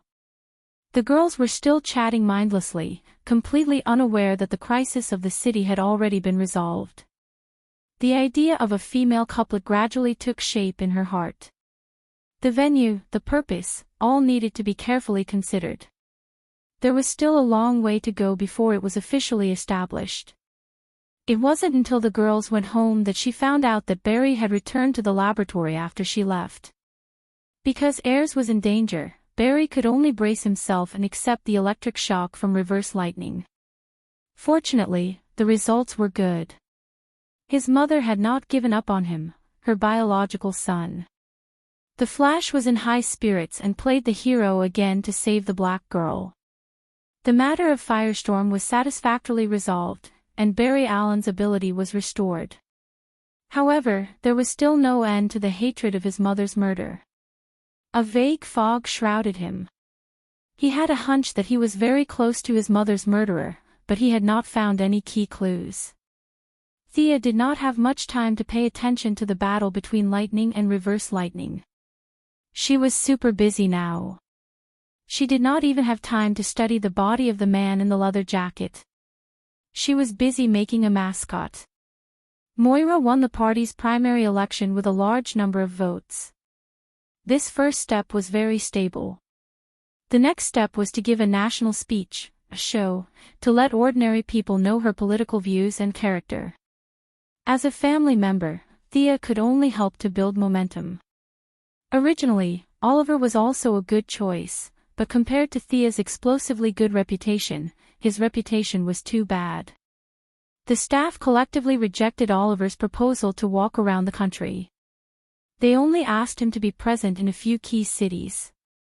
The rest of the time, the task of accompanying the mother fell on Thea's head. She did not have stage fright, but she had to be gentle, decent, approachable, and not steal the limelight from the mother. This was a bit difficult. The mother of a superhero, this was the biggest card that the staff had prepared for Moira. It could be said that it was a card that no one had ever played before. The superhero story in the United States was really high. Many people were encouraged by Moira. It was as if Thea was so strong not because of magic, not because of the source, but because of the liberal democratic system. For a long time, the young lady became the other people's child, in the mouth of everyone. A large number of middle-class people expressed confidence in Moira's ability to govern. In fact, there were not many fools these days. The reason why the current government was powerless in the face of many unexpected situations was that they did not have an important force in their hands. If the president was replaced by Moira, there would be no problem at all. With a phone call, the superhero would fly over. Thea also contributed a photo of herself with Superman and Batman. The two big bosses owed her a lot of favors. Although they were very reluctant, they still took a photo of her as if they were going to the execution ground. After that, the campaign began to advocate, using the reputation of the three superheroes to endorse Moira. For a time, Moira's popularity was 20% higher than the other party's candidate. There were a lot of benefits in being tied to the superhero campaign, but naturally, there were also troubles. Many medical workers who lost their jobs because of Thea's medical cabin went to the speech venue from time to show their dissatisfaction. The aliens who were dealt with by the Alien Administrative Committee also launched some attacks from time to time. Even Ben, an old friend of Batman, was hired to make trouble at the scene. Yes, Thea felt that this guy was here to make trouble. The 2-meter-tall muscular man with a green can on his back was kicked more than 10 meters away by her in high heels. He did nothing other than sprinkling some green water on the ground. Moira's staff slowly went from the initial panic to later numbness. They also felt the outstanding force of the young lady. They had only seen it on TV before, which was far less exciting than the scene. The rocket was bounced back to its original place with a snap of a finger, the gunman was scared to pee his pants with a look, and the aliens of all colors and appearances were still flying around like bowling pins. Chapter 589. Every day, Thea heard the same platitudes. The staff racked their brains to prepare a speech for Moira. If it weren't for her eternal life, she would really think that it was a waste of time. Several major candidates were still running around. Even if their strength was not as good, no one admitted defeat. Moira, who now maintained the lead, would not relax. She pulled a large group of candidates from one city to another to fool them. Central City. This was the third time Thea came here in the past 6 months. After learning about today's itinerary, Oliver also came to help. At this time, Moira was on the stage talking about the political strategy. Thea and the secretary were talking about the company's affairs in a low voice. Oliver was comforting his good brother Barry not far away. Thea listened a few times and really sympathized with this guy. Unlike the loving Oliver, Barry has nothing to say about love.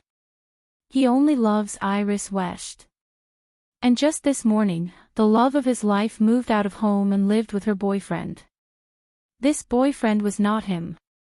When Barry mustered up the courage to confess to her like a defeated dog, Blackie decisively rejected him. Most of the time, she said something like, "We are friends, you are a good person." This blow to Barry was no less than the disappearance of the power of Godspeed. It was hard to catch Oliver. Thea felt that she was gloating a little, but it was not good. But she wanted to laugh when she saw Barry. Barry would not know that in a place where he could not see, there was actually a person who was suffering more than him. That was reverse lightning. Because Iris's taste in men was very strange, she chose a police officer named Eddie Swan in the Sea of People. This handsome police officer was Reverse Lightning's 48th generation ancestor. He was his direct ancestor in the 21st century. His own direct ancestor and the Flash's wife were together. When the time came, would it still be his 47th generation ancestor? This was simply murdering Reverse Lightning at the source. Unfortunately, he couldn't use force against these two. Iris was too important. In the original timeline, she and Barry had a large number of speedsters. Reverse Lightning didn't dare to make a move. The Silver Superman was able to kill his own mother regardless of karma, but Reverse Lightning didn't have that ability. Every time he saw his ancestor and heirs having sex, he felt like his heart was about to stop. If they had a child, his chances of survival would be infinitely close to zero. Reverse Lightning felt like he was a bug trapped in a spider's web. No matter which direction he moved in, it was a dead end. Moreover, the more he moved, the tighter the web became. He was anxious and hysterical, but he could only keep all these in his heart. He could give Barry some ideas on how to use his god speed, but when it came to picking up girls, he couldn't help even if he wanted to. Especially when his own ancestor had already eaten Blackie inside out.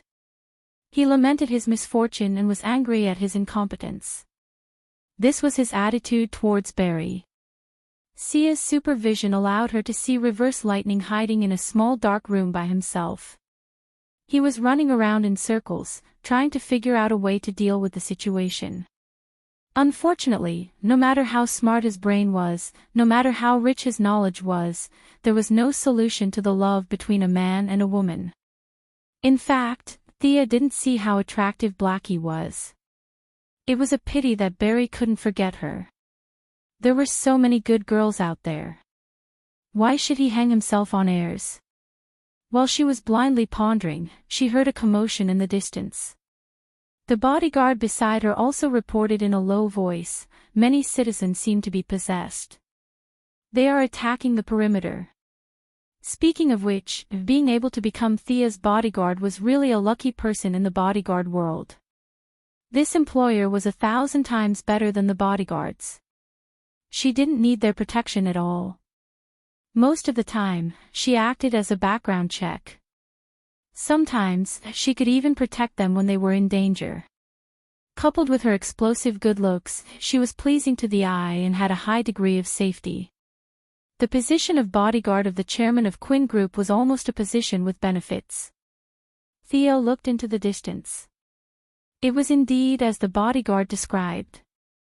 30 to 40 citizens were charging towards them as if they were possessed. Further away, there were 70 to 80 people beating each other up. It was a bit like the effect of magic. Thea observed carefully. There was no aura of magic elements. Instead, there was a faint smell of emotional energy. She automatically looked at Barry, who was not far away. He nodded slightly, left the crowd, and rushed over like a bolt of lightning. It was a bit like an unspoken rule that superheroes would attack criminals in their own jurisdictions. If there were no local heroes, then it was not a big deal for Thea to take care of them. If there were, then it was best to let the locals deal with them. For example, previously in Detroit, someone had planted an explosive device during a speech. It was defeated by the local superhero, Female Fox. The riot was quickly quelled. The scene was too chaotic. Thea didn't see who was behind it, but many citizens couldn't remember what they had done after they woke up. This kind of strange thing happened every day. If everything was investigated to the end, then there wouldn't be time to do anything else. Thea was relieved to leave the follow-up to the Flash. He was in a bad mood, so he could relax. That night, Thea had just taken a shower when she heard a rapid knocking on the window. She opened the window and felt a little dizzy. She saw Oliver standing by the window, fully armed. "Barry is in trouble. Protect Mother. I'll go take a look." After that, he shot a few arrows and flew away like a swing. A few black lines appeared on Sia's forehead. Could this kid Barry still live happily? How did something happen again? She activated her supervision. After searching for a long time, she finally found Barry in an alley. Good Lord. At this time, even with a mask, Thea could feel Barry's fierce hostility. The usual gentle sunshine had long disappeared, leaving only anger and bloodlust. The person facing his anger was Air's new boyfriend, the 48th generation ancestor of Reverse Lightning, Eddie Swan. But now the handsome detective was beaten up a little by the Flash. He was an ordinary person, he couldn't resist the Flash, let alone the Flash in his dark form. Who do you think you are? Do you think you can come in like this and get whatever you want? Who gave you the right to do that, you stupid piece of shit? The corner of his mouth that used to be quiet was now only ferocious. In the dim light of the night, his eyes were like that of a beast eating human flesh. Eddie Swan was confused by what he said. His head was full of question marks. Big brother, you have found the wrong person. Did you say that I did it? In any case, he was a well-trained young detective, and he was quite agile. He rolled over and pulled out his pistol, aiming at Barry and shooting at him. The Flash, who had already been filled with anger, showed him the Matrix's bullet-dodging skills, followed by a series of words. Eddie Swan didn't think about the key points. He threw away the empty pistol and wanted to fight with the dark flash. Thea deliberately glanced at reverse lightning in the laboratory far away.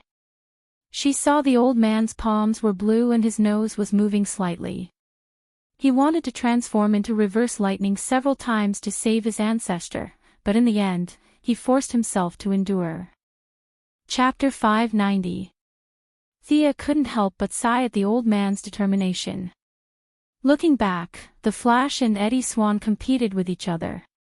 To be honest, their martial arts skills were really weak in front of Thea, a contemporary martial artist. They were better than ordinary people, but their strength was limited. The Flash relied more on his high speed to crush the enemy, and Officer Swan's skills were obviously not good enough.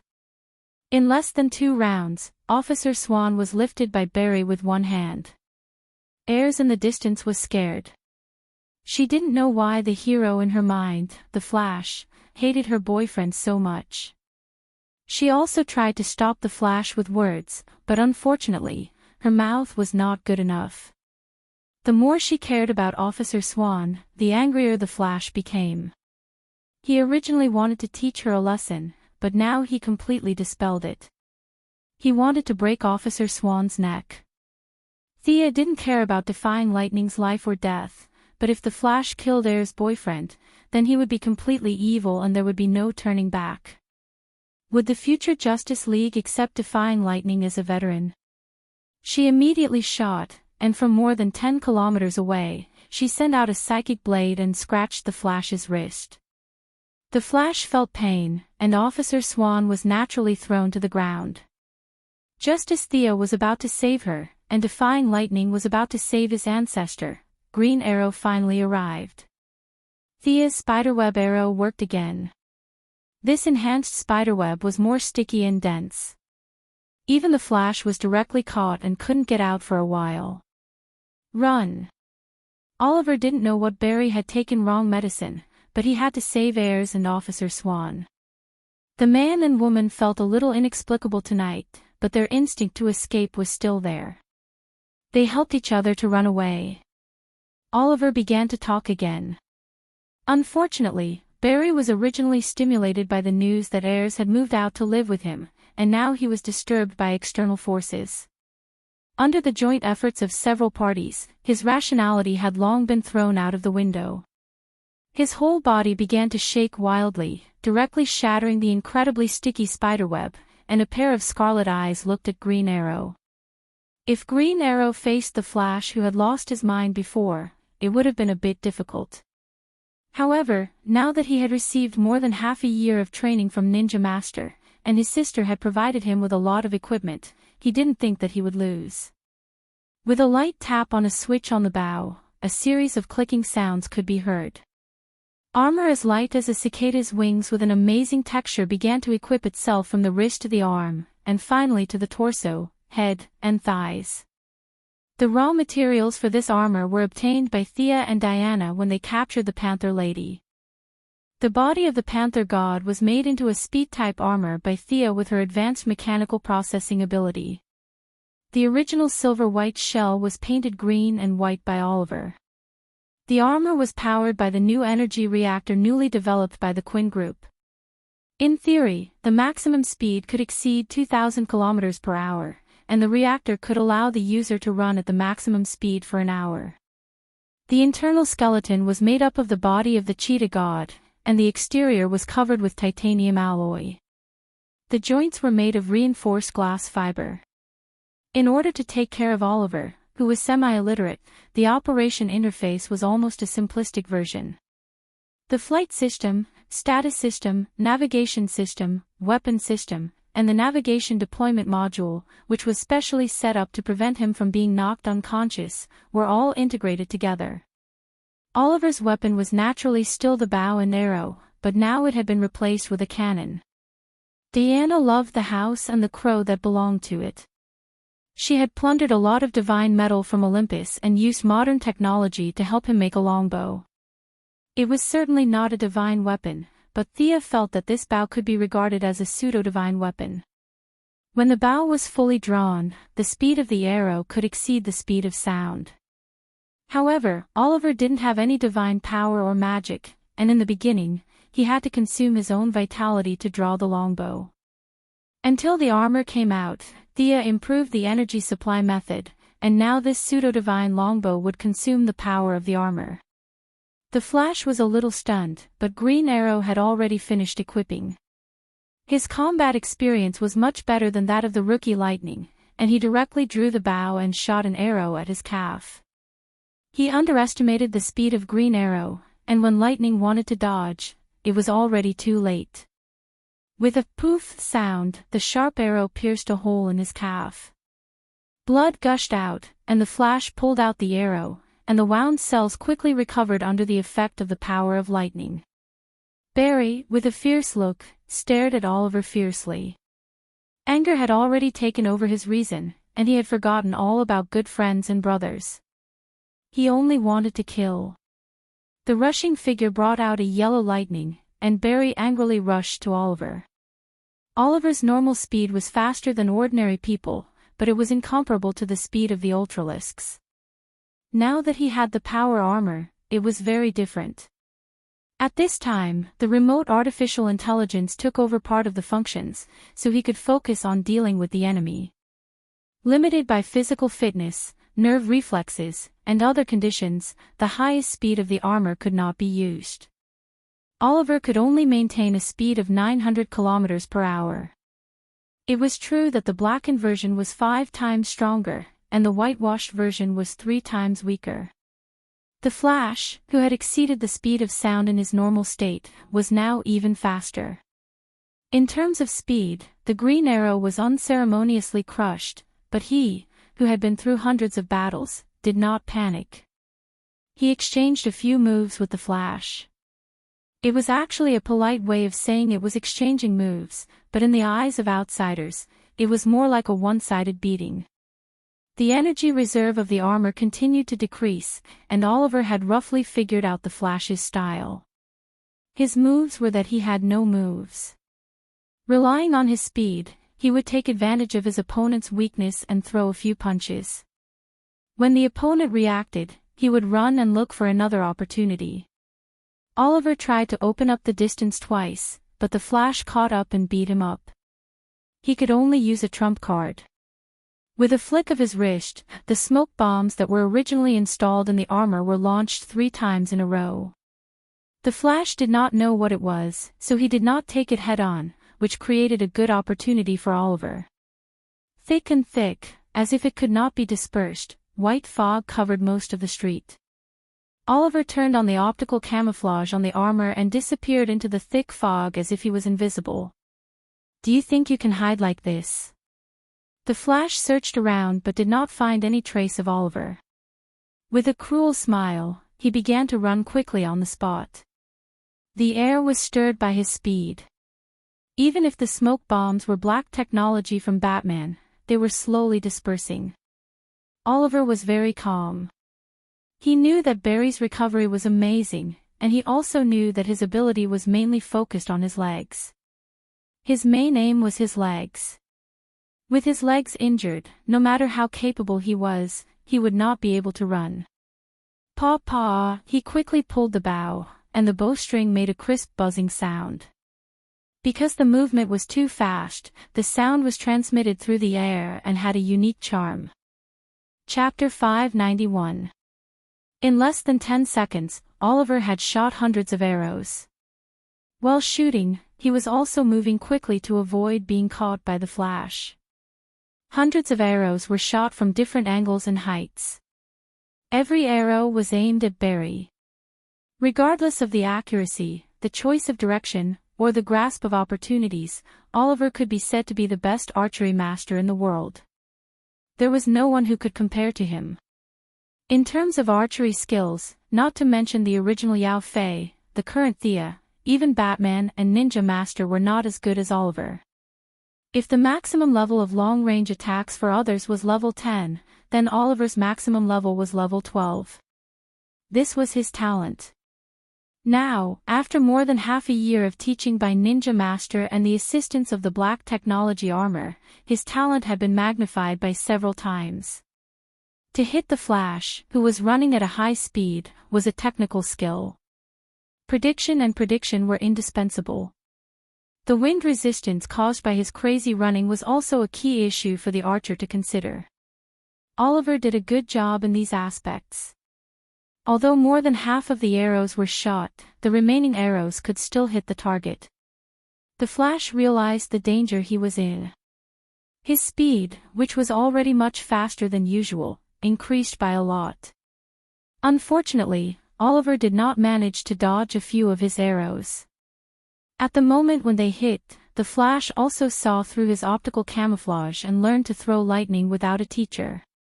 This kind of lightning, which was produced when he ran, contained a trace of the power of speed. It was very fast and arrived in the blink of an eye. Obviously, it was later than Oliver's attack, but the golden lightning still hit Oliver first. The speed of the lightning was too fast, faster than Oliver's reaction speed. Even though the auxiliary system had detected the energy reaction, he still could not dodge it. The system could only use the backup plan, which was to activate the energy shield and take it head-on. With a boom, the lightning hit the shield, and the energy was quickly depleted. The collision between the golden lightning and the armor's energy finally ended with the armor's victory. However, the armor, which was almost at full power, had reached the lowest operating alert level. The total energy was less than 30%. This attack had at least depleted more than half of the armor's energy. The Flash on the opposite side was even worse. Oliver had the armor to support him, but Barry completely relied on his flesh and blood to deal with the sharp arrows made of Olympian metal. Oliver's attack angle had been calculated by the onboard computer, and all possible dodging directions had been taken into consideration. Barry had tried his best, but there were still 6 arrows that he couldn't dodge. At this time, the Flash was extremely miserable. 6 arrows were stuck in his body from different angles. He was trembling and half kneeling on the ground. Blood was flowing out of several wounds. To outsiders, he looked like he was going to die at any time. When Oliver aimed again, the Flash lost too much blood and finally couldn't hold on any longer. He fell to the ground. "Bastard!" Someone roared from afar. Seeing that Oliver was still in the posture of drawing his bow, that person no longer had any scruples. He raised his arm and fired 2 shots. The Glock 18 reminded him at the right time and circled the attacker, which was displayed on Oliver's interface. How advanced! Normally, when he was fighting those drug dealers in Star City, he couldn't see the characteristics of this armor. But now, after fighting with Barry, Oliver finally understood many of the functions of this armor. There was no need to dodge ordinary handgun bullets, and there was no need to activate the protective shield. The armor's own defense could be ignored, not to mention that he knew this middle-aged black man with an anxious face. Barry Allen's adoptive father, Central City Detective Joe West, was also the father of Ayers West. His daughter didn't know the true identity of the Flash, but he did. Now that he saw Oliver shooting Barry like he was a target, he didn't even care about the professional ethics of a police officer. He only wanted to avenge his adopted son. "Barry is fine. He seems to have been bewitched by something," Oliver whispered with a voice changer. Before Joe could say anything, a few people from the Advanced Technology Laboratory drove to the scene. Reverse Lightning, who pretended to be a cripple, saw that Barry was fine and let out a sigh of relief. This kid was too good at courting death. Everyone wanted to go back to save Barry. Oliver thought for a while and followed them. On one hand, it was out of concern for his friend. On the other hand, he was afraid that Barry would still be the same when he woke up. What if he was still in his evil state and killed all the people in the laboratory in a fit of anger? He could at least be safe if he followed him. Different from the original time, Oliver was surrounded by weak chickens. In order to protect his family, he didn't dare to expose his identity. Now, with Thea stirring up trouble, even the natives of the South Pacific island almost knew the name of the Quinn family. It didn't make much sense for him to hide his identity. Moreover, these people were Barry's friends. Oliver felt that they could be trusted. Soon after he got into the car, he took off his armor. After knowing his true identity, it naturally caused a wave of surprise. However, with Thea as a target, Oliver's identity wasn't too surprising. Not long after returning to the laboratory, Barry finally woke up. However, he was still very weak. Although Oliver had avoided his fatal spots, 6 supersonic arrows were shot on his body. Even with the enhancement of the speed of the cells, it would still take a long time for him to recover. Not to mention that he had lost a lot of blood. Is this the armor designed by Dr. Quinn? It's an extraordinary result. Reverse Lightning looked at the armor that Oliver took off and praised. Oliver was a serious sister con. When he heard people praise his sister, he was happier than when they praised himself. He smiled and chatted with Reverse Lightning for a while before finally asking the main question. What happened to Barry? This man is called Babulo. Psyker put the image on the big screen. On the screen was a middle-aged man. One was a picture of him as usual, and the other was a picture of him at the scene of a crime. His eyes were scarlet. His ability is very strange. Anyone who looks into his eyes will become abnormally angry. He had caused a few riots before, but it was all quelled by the flash. We thought that Barry was immune to Babulo's ability. Who would have thought? We should capture him as soon as possible. This man is very dangerous. Oliver was ready to capture him. Psyker clicked on another video awkwardly. When you were fighting the Flash, he was captured by a group of unknown people. Oliver put down his bow and looked at the video again. There were more than 10 fully armed men in the video. They were all wearing special glasses. It should be some kind of light filtering device. Psyker was afraid that Oliver didn't understand, so he explained. Unfortunately, no one paid attention to him. The unknown people were obviously well trained. They cooperated well. Some kicked the door, some covered, and some captured. The whole battle lasted less than 10 seconds. The middle-aged man named Brock was knocked to the ground. They ignored the bags of money that he had robbed and swiftly captured him. Chapter 592. The unknown person was extremely nimble. After taking the person away, he directly blew up the room, leaving no clues at the scene.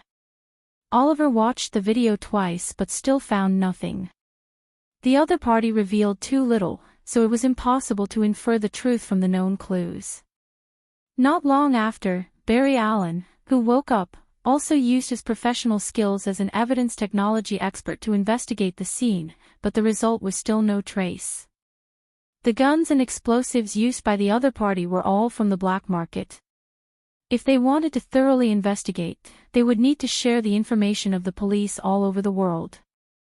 However, even a fool would know that this was impossible. Everyone in the laboratory took turns and used all kinds of technology. In the end, they could only give up without any results. The person who kidnapped Block was naturally Miss Thea. She watched Oliver and Barry fight like she was watching a play. She thought that Block's ability was good, so she directly ordered her subordinates in Central City to capture him. While Oliver and Barry were searching for clues, she left her incarnation to protect Moira and went somewhere in the underground of Central City. Death Null, who was famous in the underground world, relied on her huge financial support and originally controlled many industries. After Thea obtained the divine position, the entire underground world seemed to be unguarded against her. The value of the underground world's existence was not to develop spiritual civilization. Its essence was trade, information trade, weapons trade, employment trade. This was the mainstream of the underground world. It could be said that every transaction was carried out under Thea's nose. Political leaders of various countries, the Crown Prince of the Middle East, African warlords, there were a lot of shady things going on in the underground world every day. If you don't take it, you will be punished. Xia knows the details of every transaction, so naturally, she won't be polite to this group of people.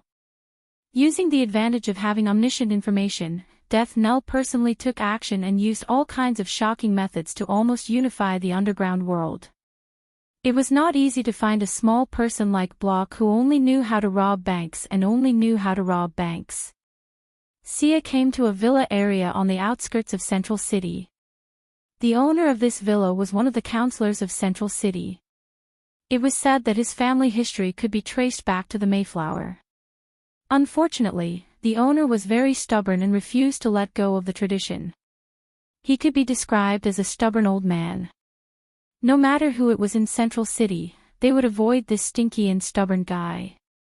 In the eyes of outsiders and this owner, this was his residence. In fact, in the huge complex of buildings, whether it was the housekeeper or the workers, they had all been bribed. Except for a few rooms that the owner frequented, the rest of the buildings had been transformed into the stronghold of Death Knell and the others. Now, this unlucky Block was imprisoned in the basement. Thea sized up this middle-aged man and looked at the materials that her subordinates had prepared for her. Sure enough, Block was his fake name. This person's real name was Roy Bigelow. Roy G. Bigelow, abbreviated as RGB. Thea almost mistook it as another evil abbreviation. She did not continue to dwell on the name. This guy had committed many crimes and could barely be considered a second-rate villain. In the future, he would even have the nickname of Rainbow Bandit. If not for Thea's participation today, he would have continued to play with the Flash in the future. Now, it was not possible. She carefully sized up this guy with an evil name. The sedative was still in effect. The target's eyes were closed and his wrists were tied with chains as he hung on the beam in the basement. If other people were kidnapped, even if they were unconscious, their subconscious would still reveal some signals, such as an inadvertent frown or nervous trembling of their fingers. These signs did not appear on this middle-aged man. He was completely unconscious. He did not worry about his own situation. This did not mean that he had an iron will or a firm revolutionary belief. It was that this person did not have fear. His sensory function was completely filled with another emotion. Anger. In Thea's sight, his body was filled with a deep red emotional spectrum. Red was the color of anger. Amazing. Thea sighed inwardly. She did not know if this guy was too lucky or if she was too lucky. Mastering the 7 emotional spectrums had always been her goal. Currently, she had just obtained 2. Fear and pity. The red light of anger, the orange light of greed, the yellow light of fear, the green light of courage, the blue light of hope, the green light of compassion, and the purple light of love.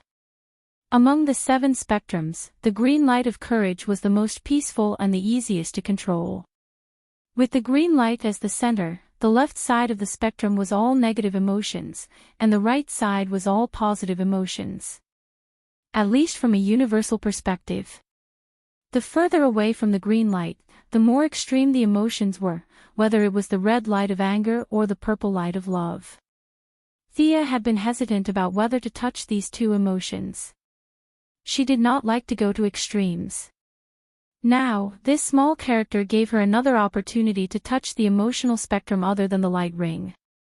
Unlike the complete emotional spectrum on the light ring, there was always a limit to personal anger. If Thea faced anger alone, she would definitely be affected. But if she only faced a psychic, as a god facing a human, the probability of mental imbalance would be minimized. Come on, let me see your spiritual world. Thea's finger gently moved, and a somewhat mysterious rune was engraved on the middle-aged man's forehead. The iron chains in the basement were blown by the strong wind from the spiritual world.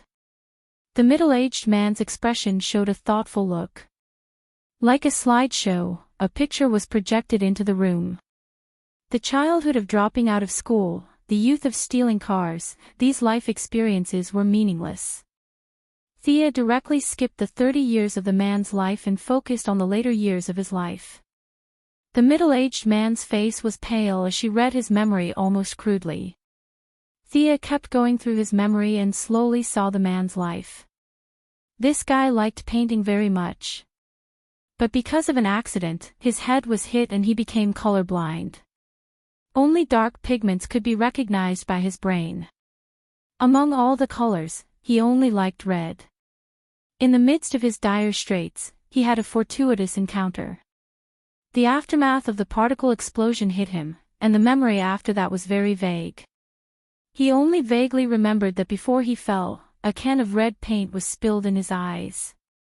After that, the memory was even more chaotic. Thea could only look it up on the internet. This guy's emotional spectrum was too big for him after he woke up, and he talked nonsense. After several examinations, he was locked up as a mentally ill person. He was not released until recently when he regained his sanity. This guy was also careless. The first thing he did when he went out was to rob a bank. After that, he unscrupulously robbed a convenience store. He also blackened the Flash who came out to practice long-distance running. This was what he did in just one day. What a rich and colorful life. Thea finished reading all the experiences, and like watching a movie, she also watched the process of him getting his power. Chapter 593. Compared to Thea, who had mastered 2 types of emotional spectrum, this guy's anger was not worth mentioning at all. Interestingly, what gave him his ability was not the emotional spectrum, but the dark matter that seeped into this world through the cracks of space during the Big Bang. After that, the dark matter and red pigment combined in some ingenious way, which gave him his superpower. Thea tried to communicate with his anger, but the communication was not smooth. On one hand, Thea did not have such emotions, and on the other hand, this guy's emotions were too few. As an ordinary person who had not undergone any special training, his capacity for emotional energy was very limited. This guy called the Rainbow Bandit could control ordinary people for at most 5 minutes, and the effect was even worse against people with strong willpower. Being able to turn the Flash into a dark person was the peak of his ability. Of course, the premise was that the Flash was dumped by heirs and had a tendency to turn into a dark person. Compared to Thea, the middle-aged man's emotions were like a drop of water compared to the sea. Thea tried twice and ended in failure. She was afraid that if she used a little more force, she would suck away all his emotions. What should she do? Using an individual to carry the emotions of anger, the mind of an ordinary person was too small in front of this kind of willpower. Thea lowered her head and pondered for a long time before she came up with a solution that was not really a solution. Strengthen this guy's ability and increase the speed at which he could absorb emotions. After sealing off the middle-aged man's consciousness, Thea directly teleported back to her underground laboratory in the metropolis. She ordered her subordinates to collect all kinds of red substances, pigments, blood, minerals, as long as it was related to red. Thea experimented with them one by one and finally found that the absorption and transformation effect of red pigment was the best for this guy. She ordered her subordinates to soak this guy in the pigment pool on time every day. Thea also considered the possibility of this guy's strength increasing and killing his way out. In theory, the magic seal could suppress his own will for 10 years. In order to prevent accidents, such as him suddenly giving birth to a new personality, Thea also set up a trigger alarm in the dark room. As long as there was an accident here, she would know. The middle-aged man's anger was at the level of the Red Lantern Corps at most. This level of strength was no longer in her eyes. When she returned to Central City again, Oliver had not returned yet. After chatting with Moira for a while, Thea went back to her room to sleep. The entire campaign team stayed in Central City for 3 days. They visited the city council, the police station, and the school one by one. Other than the hospital, which still did not welcome the young lady, everything else was considered harmonious.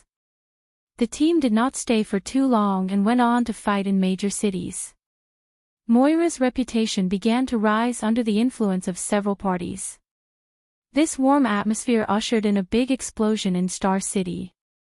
Regardless of whether it was true or not, at least the citizens showed a look of gratitude. Moira excitedly shook hands with every supporter, and the campaign team felt proud. The young miss was also excited for her mother's honor. No one would believe that these citizens were all spontaneously thanking her from the bottom of their hearts. However, Thea didn't mobilize so many people. Star City's largest central square and 2 nearby streets were completely jammed. A conservative estimate was that out of the tens of millions of citizens, at least 1 million had come to the scene. Excluding those who had received benefits, there were still 700,000 to 800,000 people left. This meant that Moira had been in power in Star City for 8 years and had gained the recognition of the citizens. Thea was very proud of her mother.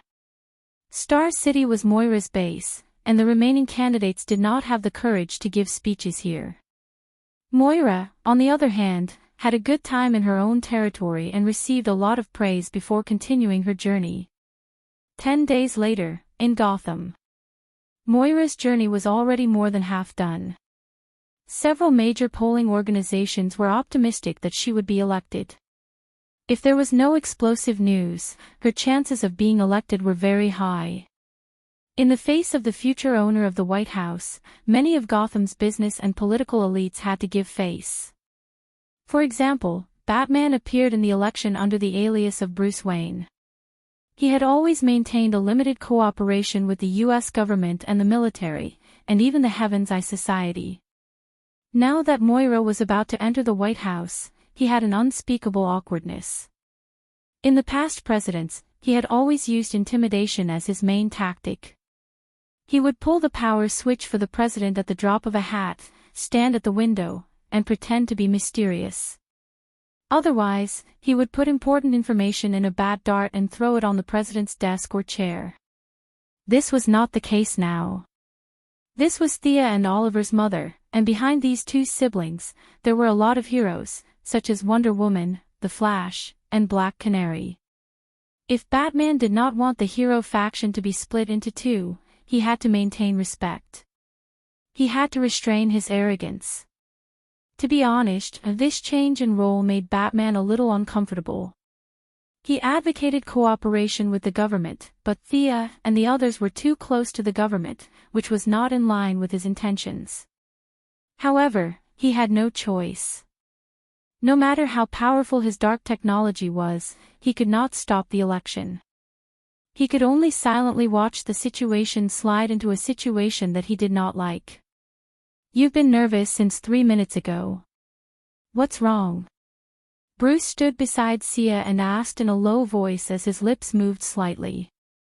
Thea was also very puzzled. 3 minutes ago, she felt an indescribable pressure. It did not seem like a sign of an impending crisis, but the divine position or source was reminding her of something. "It seems that something is going to happen. This is the first time I have such a premonition. Is it about your mother?" Thea sensed it with her heart and shook her head with certainty. "No. Is it about Diana?" This time, Thea sensed it more carefully and finally shook her head. "Definitely not. That's strange. What exactly are you feeling?" Batman was confused by her words. He was very annoyed by this kind of thing that was out of his control. Unfortunately, it was always a big thing. Thea rubbed her head, and her blonde hair looked like a bird's nest. However, with her explosive charm, there was a hint of decadent beauty, which attracted the attention of the people around her.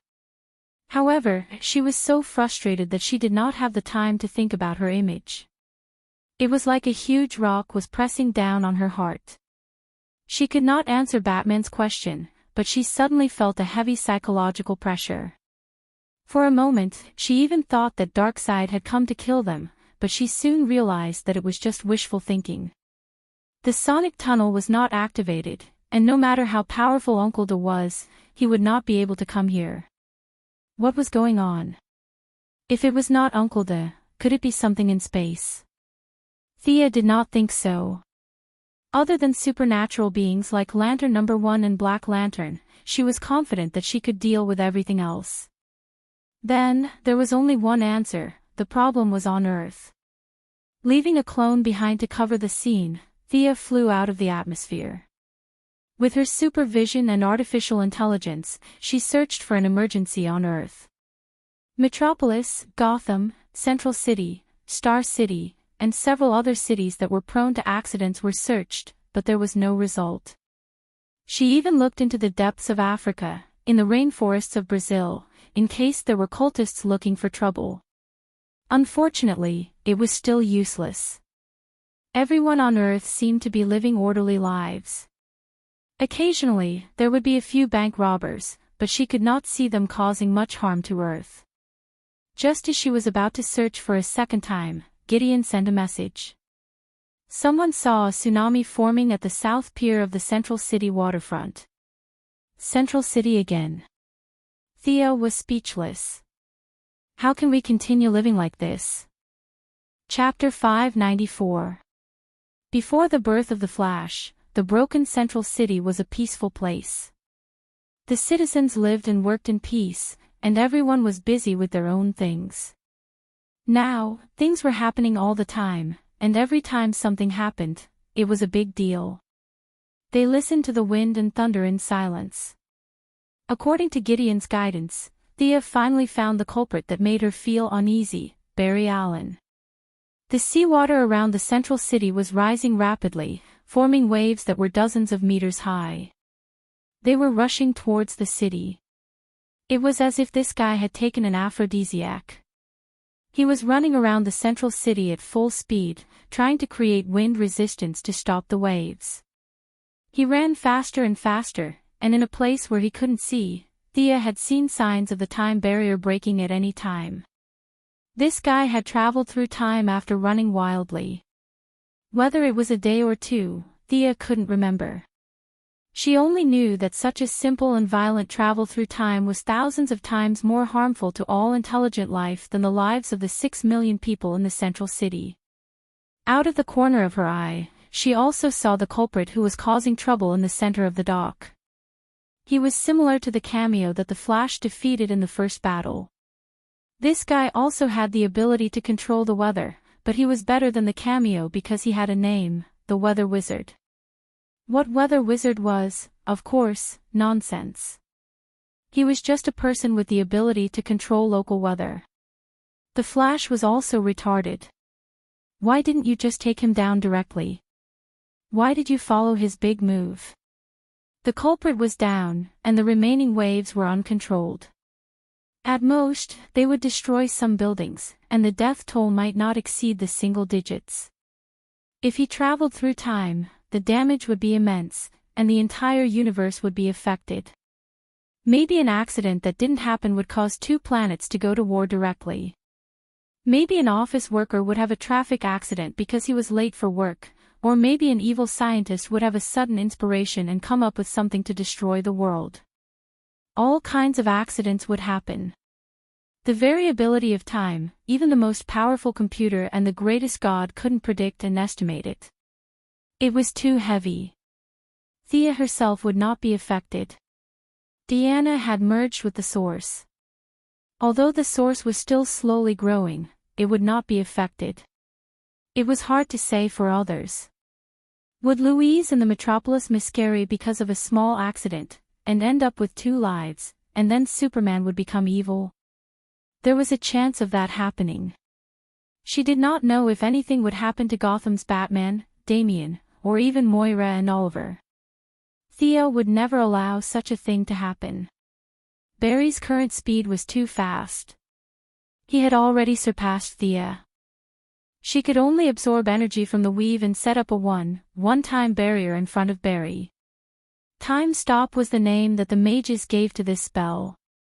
It was a little arrogant, but its principle was actually to change the flow of time in the target area. It was a far cry from the real Time Stop. Thea changed the spell slightly.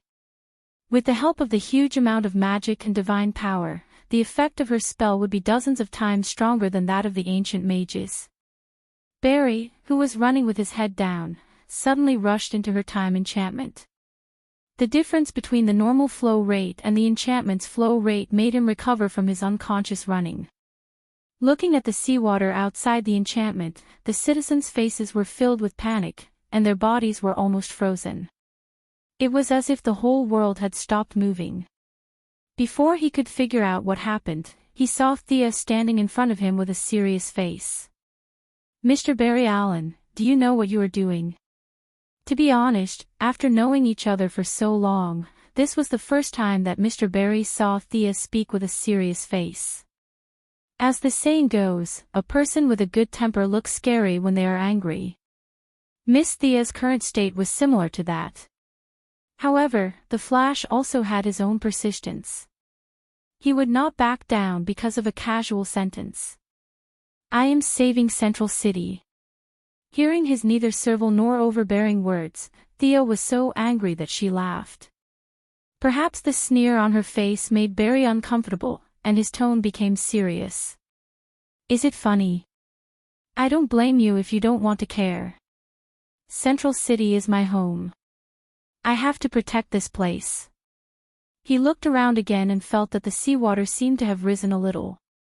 The citizens' limbs also moved slightly. "Where is this place? Let me out." This is a relatively static time buffer. If you use your ability to read 800 pages of papers in an instant, you can also achieve a similar effect. In Thea's impression, Superman and the Flash could chat in a world where the people around them were relatively static. They were different paths leading to the same goal. When a certain power reached its peak, it would almost have a similar ability. "You keep saying that you are protecting the city. Why don't you just take down the psychic?" Thea asked, a little puzzled. Barry looked left and right, but he could not see the mystery of this place. Time was static. Time was relatively static. He had not touched on these concepts yet, so he could not understand them. Now that he heard Thea's question, he asked, "What about the seawater? Have you thought about how big of an impact the whole city would have? Have you thought about how many people would have died?" Thea was silent. This was the difference between her and a proper superhero. They would save every life. Although Thea would also save people, she did not have the belief to save everyone. In the case of sacrificing one person to save 100 people, if it did not involve her own family, she would choose to sacrifice that person. If her own family was that person, she would kill the 100 people to save her own family. Like Superman, the Flash, and Captain America next door, they would choose to save everyone, even if it meant sacrificing themselves. This kind of moral character could be called great. It would only be seen as a movie or a comic book. But when working with this group of people in reality, there would be a serious conflict of ideas. Thea stood in the future and looked at the Flash's actions. She would think that he was very unwise, but in Barry's opinion, this was his only choice. "Mr. Barry Allen, I need to remind you that I'm afraid you don't know what you are doing. If you continue to run at the speed you just ran, you will pierce a big hole in the barrier of time. This kinetic energy is too big to be calculated with human units of measurement. Do you know the consequences of this? A hole in the barrier of time. What was that?" He vaguely had some guesses, but he was not very sure. After all, he just wanted to run out of the wind wall. He did not intend to pierce a hole in the barrier of time. But when he saw Thea rushing over without even changing her clothes, he could not help but ask, "What consequences?" "You can travel through time. Central City will definitely be saved because of the bearded guy in the long windbreaker over there." Thea pointed to the weather wizard who was still summoning the wind and rain in the distance. "He will definitely be caught by you. This means that the tsunami in Central City did not exist at the time you passed through." Chapter 595. It was a good thing to be able to avert a disaster, right? Barry thought to himself. As long as it didn't involve heirs, his IQ was still working. Thea must have other reasons for stopping him so fiercely. He immediately calmed down and waited for her to continue. But what is the price, Barry? Can you bear the consequences of this? As long as I can save people, I will not regret it, Barry said firmly. He thought that the price would be something like damage to his body. Thea didn't know whether to laugh or cry. You don't know anything and you don't regret it. I haven't finished yet, right? You might as well change your name to Barry Boohooey. Thea stretched out a finger and pointed at the almost stagnant world outside. You will change everything in front of you and everything in the universe. Can you bear this price? Looking at Barry's confused face, Thea knew that he didn't understand. She continued to give examples. Every one of us, forget it. I will put aside the intelligent life in the universe and focus on Earth. Mr. Barry, 7 billion people make choices every minute and every second. If you reset the timeline, whether it is a day, a year, or even a minute, they will have countless new choices. When they stand at the crossroads of life again, this choice can be very good, or it can be worse than today's outcome. Can you bear this price? Barry wanted to open his mouth and say that he could, but he really couldn't. He had no right to make choices for others. In order to deepen his understanding of the situation, Thea waved her hand and produced another image. In the image, Blackie and Barry were hugging and kissing. Thea pretended to have a sudden realization. Oh, you finally took down Ayers 10 seconds ago. It seems that you have finally seen your true colors in the face of life and death. Congratulations. Have you thought about it? If you reset the timeline, Ayers will still return to Officer Eddie. Can you bear this price? Ayers loves me. I am very sure of this. Barry couldn't interfere in other people's lives, but he felt quite confident in his own affairs. People have subconscious minds. I admit that Miss Iris loves you very much. Of course, you love her too. But the love between the two of you 10 seconds ago was a moment of crisis. If this crisis hadn't happened, a lot of moral values, human factors, environmental pressure, and work atmosphere would have affected her final judgment. Based on my judgment of Iris, she will continue to cohabit with Officer Eddie and ignore her own subconscious reminders. Mr. Barry, this is just a small example. You may have the spirit of sacrifice, but what about the others? What about the 7 billion humans on Earth? If they had to make countless choices, would it be better or worse than today? Have you thought about this? Thea felt that this was a rare opportunity. She had to make things clear to him. Otherwise, it would be terrible if another Flashpoint incident happened. She had only heard of Dr. Manhattan using the Flashpoint to steal 10 years of time, but she had never seen it. In Thea's opinion, she couldn't care less about the affairs of those powerful people. She had to kill the ones in front of her. If she threaded the timeline like a sieve, she wouldn't be able to live. In order to strengthen Barry's confidence, she made another promise. I will deal with this tsunami. You can catch the culprit. Is that okay? Seeing this, Sia immediately put away the time enchantment and watched him rush towards the weather wizard like a wisp of smoke. Facing the waves that were dozens of meters high, Thea was not afraid. This thing looked scary, but its actual energy was not high. The battle between Superman and Zod, the battle between the three girls and Doomsday, at that time, the damage caused by a casual punch or kick was greater than this turbulent wave. This kind of wave caused by the weather did not have a strong impact on the ground. Thea took out the God of Death's staff. This was an artifact created by the first king of Atlantis. Like the Sea King's trident, it also had the ability to control water. She called the Sea King couple and communicated with them. Both sides exerted their strength at the same time. The waves that were originally covering the sky were completely suppressed, and the water's surface was as flat as a mirror. As for the tornado caused by the weather wizard, in the eyes of a real mage, it was like Li Kuei had met Li Gui. Thea easily extinguished it. After solving the disaster, she had the time to look at Barry. She didn't pay much attention before, but now she saw that Barry's speed was even faster.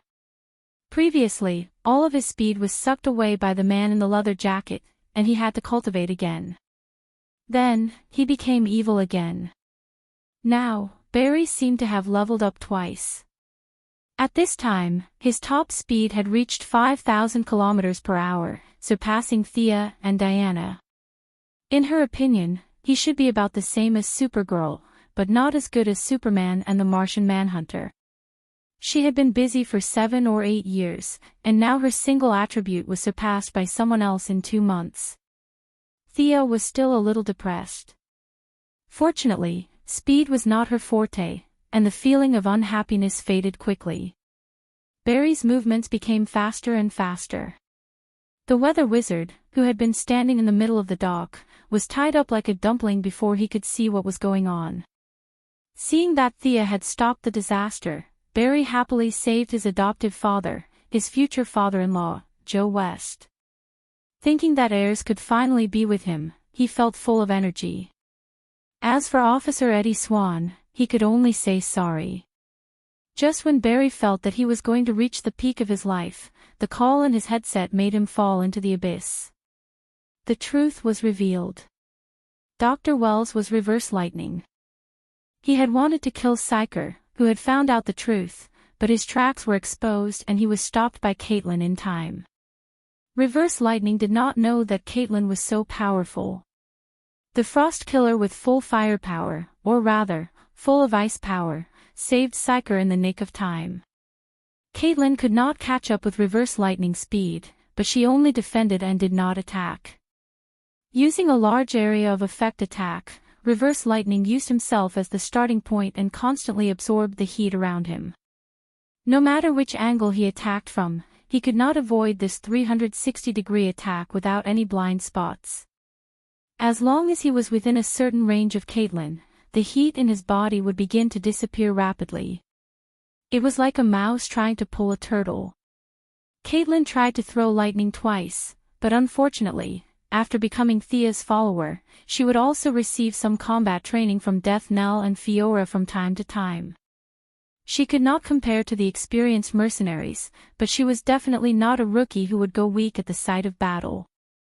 The initial speed of the lightning was very fast, but unfortunately, lightning also had heat, and it would be affected by Caitlin's absorption of heat. The loss of heat naturally decreased the speed. Under the premise that she was prepared, it was not too difficult to dodge. Caitlin, I have underestimated you. Reverse lightning took off his mask, revealing the elegant and wise face of Dr. Wells. Caitlin, who had been with Thea for a long time, had excellent acting skills. Doctor, why did you kill Psyker, and what are you wearing? Are you the one who killed Barry's mother? Why? Why did you do that?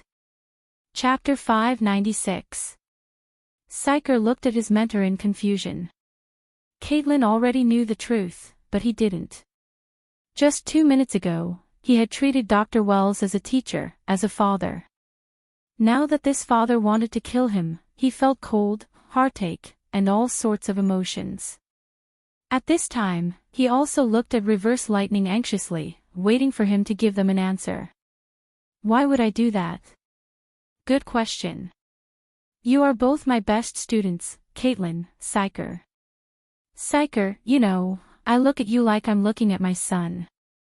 Reverse Lightning looked around with some emotion.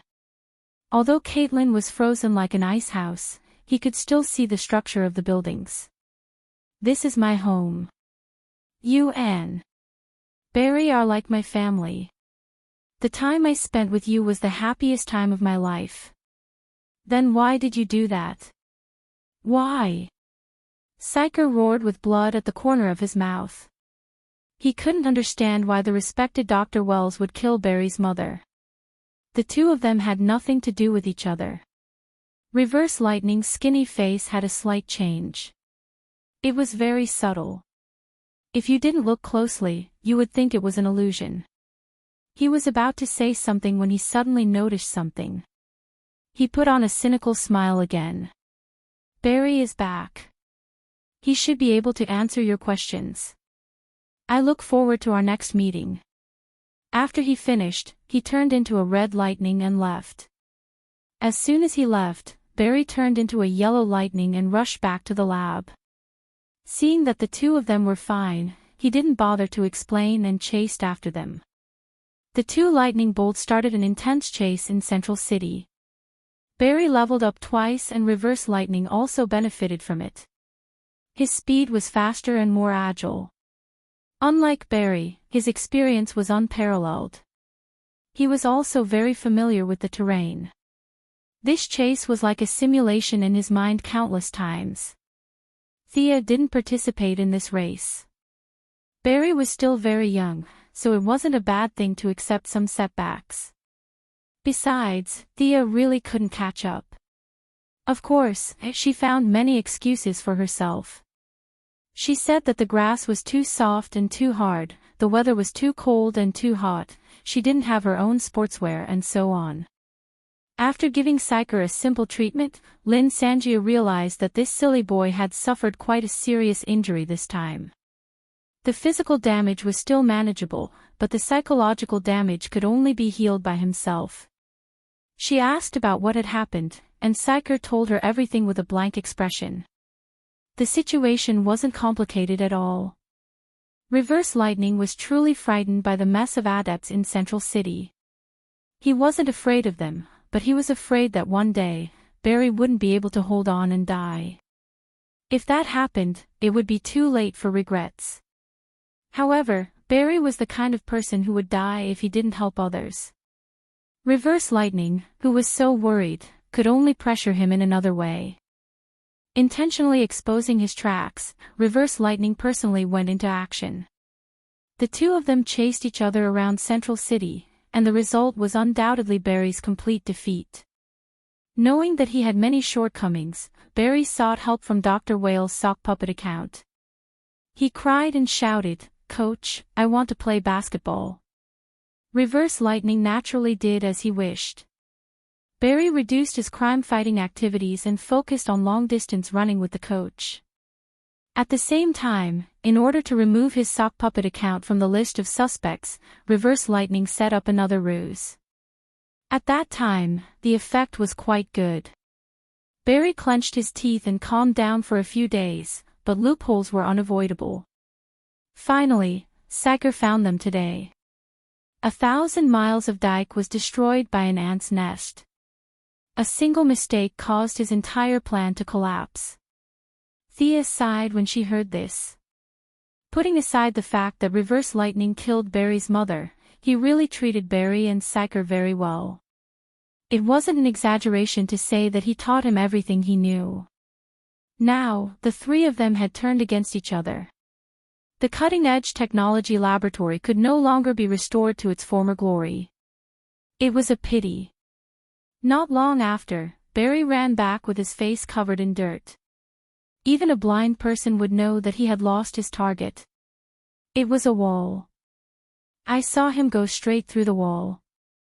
When I went around to look for him, he was already gone. The rookie Flash was very depressed. He thought that his speed was great, but he was taught a lesson by Reverse Lightning. He didn't know how to go through walls. When he gradually calmed down, the few of them began to exchange information.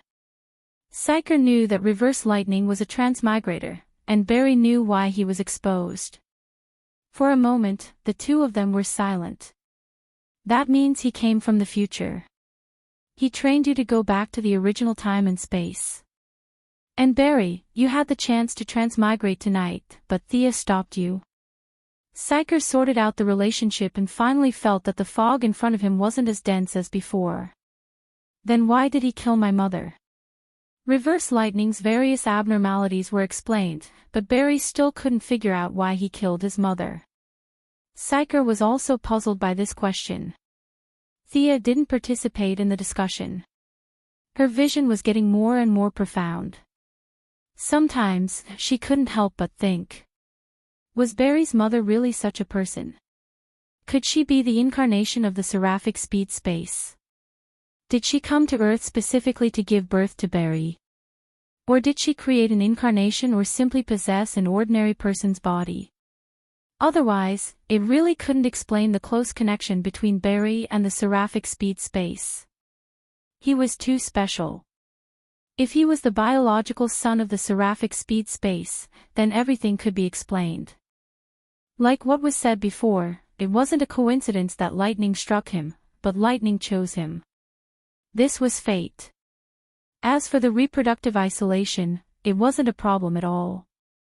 The Kryptonians could have children with Earth, the three palace magicians could have children with Earth, and Darkseid could have children with the ancient Earthlings and the current Amazons. There was no reason why the seraphic speed space couldn't. Although the genes of the Earthlings were weak, they were extremely tolerant. Thea felt that this was the most reasonable explanation. Barry's mother wasn't dead at all. She was just using reverse lightning to complete her mission. However, she didn't say such ridiculous words. Barry was still far from the seraphic speed space. She would let him find out the truth himself. What's your plan after this? Thea felt that there was nothing for her to do here. She still had to go back to be the mascot of the election. I want to catch him and ask him why he killed my mother. I also want to find evidence to clear my father's name. Barry had always been the deputy leader of the team. Now that the leader had run away, he had to make the decision. Do you need my help with your father's matter? Thea wasn't bragging. She didn't need magic or any means. With her current influence, the so-called justice could be done with just a word. It might be a little difficult to release him directly, but it wouldn't be a problem to get him out on medical parole. This simple sentence stumped Barry. He wasn't deaf or blind. He knew what Thea meant, but this was the main reason why he hesitated. Chapter 597. With his speed, saving his father from prison was as easy as buying a pizza, but he didn't want to use such a dishonorable method to get his father out of prison. Now that Thea had provided him with another method, although he knew that it wasn't fair, at least his father would be able to walk in front of people without having to hide all day. Barry, who had always valued relationships, was in a dilemma. Should he stick to justice or reunite with his father? Thea nodded. This kid had integrity. She just had to make a few calls and get him out. It was really easy to control the underworld and get someone out of prison. This matter would be done quietly, and Thea wouldn't be involved. Flash couldn't send his father back to prison when he saw him, right? He would most likely admit the truth when the time came. She was experienced in dealing with these arrogant heroes. Ignoring Barry's father, Thea still wanted to ask Reverse Lightning what their attitude was. What are your plans for Reverse Lightning? Caitlin continued to pretend to be invisible, while Psyker and Barry looked conflicted. First of all, kill. Impossible.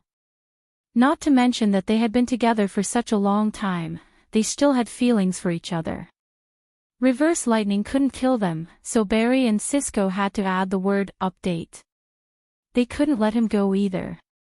Barry felt that this was his responsibility. He had to catch Reverse Lightning. Alright, I'll help you. Thea took out the Croydon compass and threw it to Barry. The Croydon compass. This is a magic tool. As long as you think of someone, the compass will automatically find the direction. It's safe and pollution-free. Ordinary people can use it. Thea explained how to use it. The two boys with high scientific knowledge seemed to have found a new toy. Cisco circled around Barry while Barry used the compass to correct the direction. The result was exactly the same. What's the theory behind this? Is it the effect of the magnet? Cisco, who was originally depressed, was attracted by the theory behind the compass. He became more energetic. Thea could only smile bitterly. Who the hell knew what was going on? This bunch of science-oriented people would try to use science to explain everything they encountered. The fat old man from Firestorm was like that, and so were Psyker and Barry here. Although she had lent them the compass, Thea was still not optimistic about Barry's ability to find Reverse Lightning. This was mainly because Reverse Lightning knew him too well. He had been silently observing a person for 15 years. Perhaps Reverse Lightning knew how much Barry talked in his sleep and how many times he went to the toilet. The information was completely unequal. Chasing after him under this premise would only result in nothing. In fact, the best way to deal with Reverse Lightning was to let Madame Xanadu divine his location. After that, a few heroes would go together and find this person. Then, a large number of speed-limiting spells would be thrown out. With a wave of skills from the heroes, Reverse Lightning would definitely die. However, judging from Barry's intention, he still wanted to investigate it himself. Thea didn't really want to see Shangdo now, mainly because their relationship was too awkward. In the past, it was just a simple relationship between an old senior and a new junior. Since old Ma and Xanadu rolled together, they had become a friendly senior and junior relationship. Illegitimate daughter and stepmother. The two who were originally unrelated had this strange connection because of old Ma's involvement. How could such a chaotic situation be described with the word awkward? After saying goodbye to the three, Thea returned to Gotham and continued to act as Moira's election backdrop. Midway, she instructed her subordinates to use a roundabout relationship to release Barry's father. For the next few days, Barry was in a state of excitement. The breakthrough with heirs was not abandoned because of the timeline reset. His biological father was also rescued. At this time, Barry only felt that his life was full of happiness. Of course, the process was not smooth. Officer Eddie Swan, whose wife was stolen, was burning with jealousy and chased after Barry Allen. Knowing that he was in the wrong, he did not fight back and was solidly beaten up. Feeling all kinds of strange gazes around him, Officer Eddie Swan left the Central City Police Station and disappeared from everyone's sight. Lady Blackie finally confirmed her true love. She stuck to Barry every day. If it wasn't for the pursuit of Reverse Lightning, Barry felt that he would have forgotten his surname. He should have left the Central City. A few days later, Barry said to Thea on the phone. Thea could only maintain a limited amount of attention. To be honest, Reverse Lightning was not a traditional bad person. He had definitely killed people, whether it was Barry's mother or the original Dr. Wells. But to say that he was so bad that it was hard to remember, it was not so bad that it was hard to remember. From a certain point of view, because he led the birth of the Flash earlier, the technological level of human society had improved by a few years. For example, Psyker, who had been learning from him for many years, had received a lot of cutting-edge knowledge of future technology. His vision and perspective had greatly improved. In short, Reverse Lightning was definitely at fault, but his achievements should not be ignored. Thea's attitude towards him was to let him be. There were countless people on Earth who were worse than him. It did not matter if there was one more or one less. She was just the goddess of trade and wealth, not the goddess of law and justice. She would leave Barry to worry about Reverse Lightning. Moira's trip to the country won a lot of praise. Some of the media sincerely praised her, while some received benefits. There were some who praised her, and some who criticized her. Thea deliberately allowed some of the media to smear her family. Under the current democratic system, let alone Moira, even if Jehovah were to be the president, there would be people who would scold and praise him. This was the main theme, which was very American. Under this system, it was impossible for people to praise him and shout, "Long live the Emperor." A few bold media outlets attacked Thea and other superheroes, while the timid ones began to use Oliver's gossip to hype things up. The writers of the media began to work hard. Like writing a novel, they wrote about Oliver's life experience before the shipwreck. 10,000 words a day, they wrote continuously for more than half a month. In Oliver's legend, the number of his female protagonists had exceeded the 30 mark. Every day, there were young girls who contacted the newspaper websites to introduce their stories with Oliver. Some of them were unscrupulous in order to become famous, while some were true.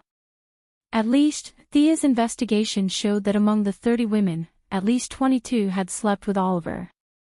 Many women described their experiences with Oliver vividly. They described the length, the depth, the position, the things they liked to say, and so on. This information was published by many unscrupulous media outlets. As a direct result, Shadow applied for annual leave to return to Purgatory Island to accompany her father. Even a gentle woman like her couldn't stand Oliver's past misdeeds. One could only imagine how much information the media had dug up. Chapter 598.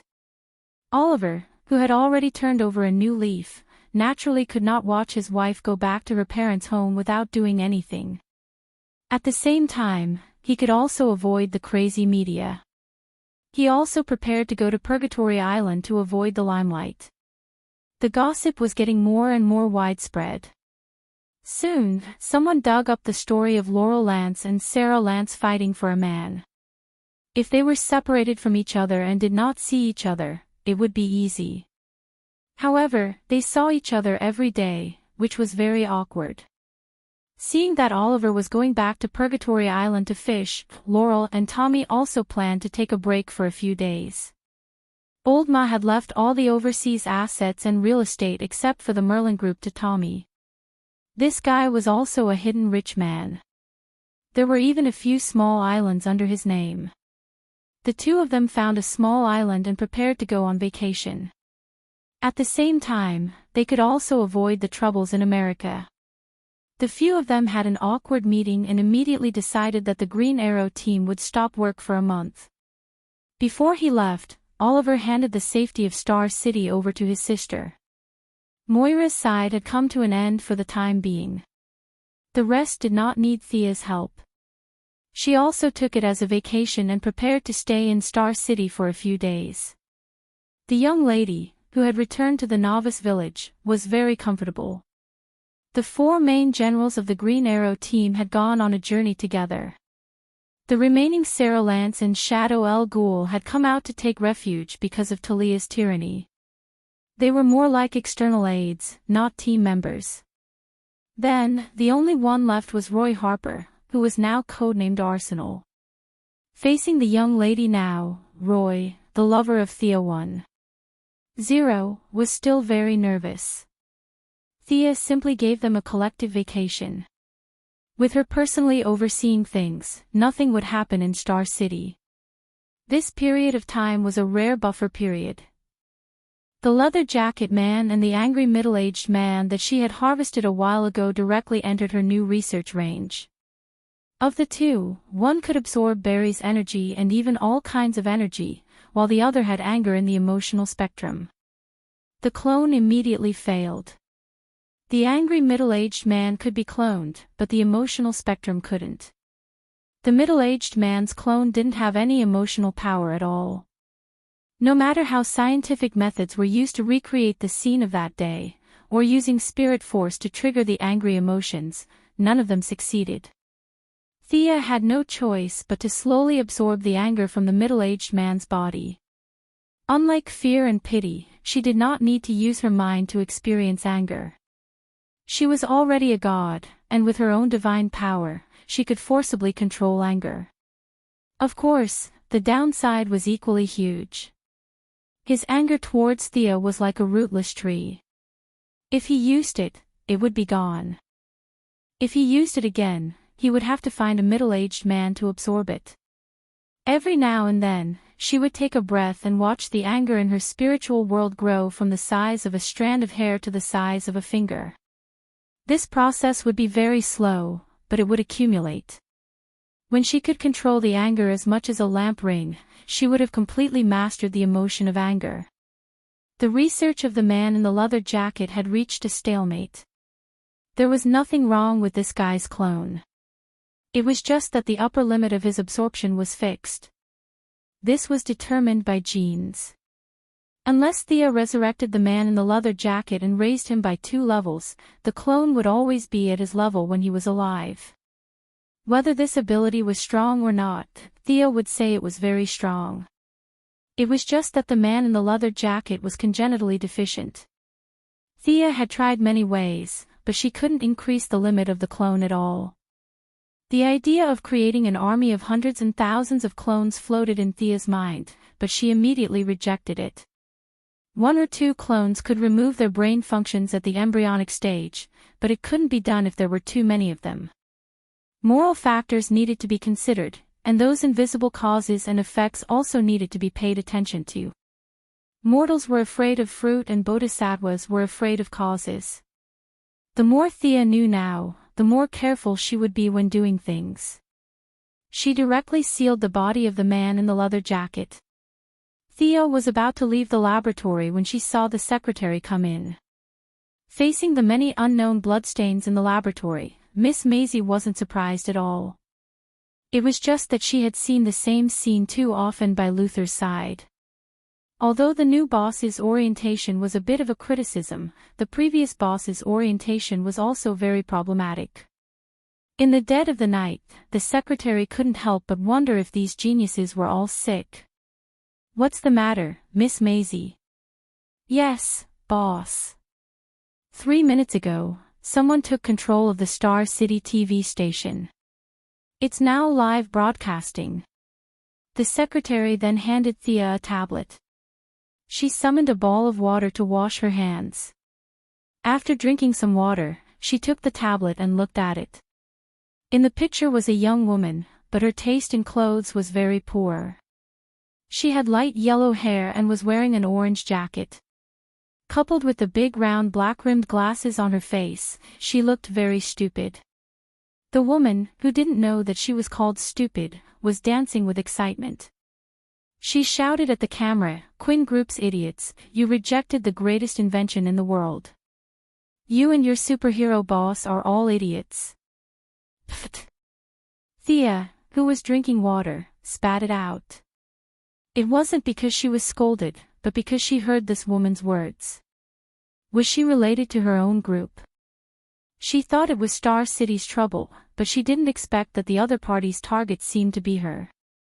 Without looking at the crazy woman on the screen, Thea asked the secretary, "Who is this guy?" The secretary was chosen by Luther. She was really capable. Now that she had the green light lamp ring, it was very easy for her to investigate anything. She had already collected the information. When she heard Thea's question, she directly answered, "This woman is called Brie Lavin. She graduated from the University of Chicago with a degree in biomechanical engineering. She came to work at Quinn Group 3 years ago. She was a very smart and creative roboticist. She had once developed microrobotic bees for agricultural use, but her pace was getting faster and faster. Before she was about to weaponize bees, Dr. Hoffman thought that her research was very dangerous and fired her." The secretary said with a calm face. Thea frowned slightly. She had a little impression of this woman. She seemed to be a very good scientist. But how could she be her employee? Shouldn't she be from Central City? She remembered that the Flash was almost stung to death by her mechanical bee. Thea was too lazy to think about it. It was not a big deal. Just deal with it. She teleported to the TV station with the secretary. The police and the guards of Quinn Group had already arrived at the scene, but the studio was firmly controlled by her bees. No one could use heavy weapons, so the situation was a bit of a stalemate for a while. Everyone was already used to her popping out of nowhere. "Dr. Quinn, what do you think about this?" the TV station owner said to her with a bitter face. "Mr. Pearl, please rest assured that I will deal with it. I will be responsible for all the losses of the TV station. You can send the list of losses to my secretary later." Chapter 599. After saying that, Sia sent the TV station owner to the side. Facing the dense swarm of bees, she was also a little scared. This was not to say that bees were scary, but it was instinctive to stay away from them. Looking at the bees all over the broadcast room, the floor, the ceiling, all kinds of wires, and all kinds of utility rooms, the constant buzzing made the secretary, who could defeat dozens of American soldiers with her bare hands, a little pale. She carefully looked at Thea's face and observed her expression for a while. She thought she understood the boss's plan. She waved her hand, and dozens of Quinn Group's security personnel began to clear the area. Use electromagnetic weapons. Thea glanced at the bees and ordered happily. The security personnel did not know that these bees were actually mechanical creatures. Although they were puzzled, they still changed their weapons. A person who looked like a captain threw an electromagnetic pulse bomb at the swarm of bees. An invisible wave swept across, and the bees fell to the ground. Thea suppressed her disgust and ordered everyone to attack. The following battle was boring. Without the bees, the woman was just an ordinary person. She was sent to the Star City police station by the security personnel. Thea asked Gideon to download all her experimental data. It seemed feasible to combine a large number of bees with the jacket man's cells. The surface of the mechanical bees was covered with bionic skin containing the jacket man's cells. In this way, the problem of limited energy absorption would be solved, and the moral problem would also be solved. Imagine a wave of bees when facing an enemy, and the enemy's mana would be depleted. What a magnificent scene that would be. However, Thea was a little allergic to bees, so she did not want to use this trick. She asked Gideon to work on the combination of the two. Thea did not use it herself, but others could use it. She was going to ask which fierce woman was not afraid of bees and teach her this trick. After staying in Star City for a week and defeating 2 gangs, Milady's current strength was like using an atomic bomb to kill chickens. Olivier went fishing, Tommy went swimming, Superman stayed at home with his wife, and the Flash and Airs were intimate every day. Since they all went on strike, Thea felt that she could not treat herself badly. She didn't have any conscience to blame her at all. She left an incarnation in Star City to put on an act and took Diana to travel with her in the name of improving her state of mind. Diana agreed wholeheartedly. Traveling was a good thing. She set 3 rules with her. No magic, no magic, no magic. The 2 of them had been busy for the past few years and rarely had time to relax. Thea needs to slowly adapt to her new identity, and Diana needs to grow up. Thea tells the secretary not to call her if there is nothing important, and takes Diana out for a stroll. The 2 of them carried a large backpack, a water bottle, a sun hat, outdoor equipment, and hiking shoes like ordinary people and began their pleasant journey. At first, Thea didn't think it was necessary to bring these things, but Diana insisted, so she could only agree. Thea can survive in the wild, but her ability is based on the convenience and speed of magic. Now Diana asks her not to use magic and to experience the hardships of ordinary people.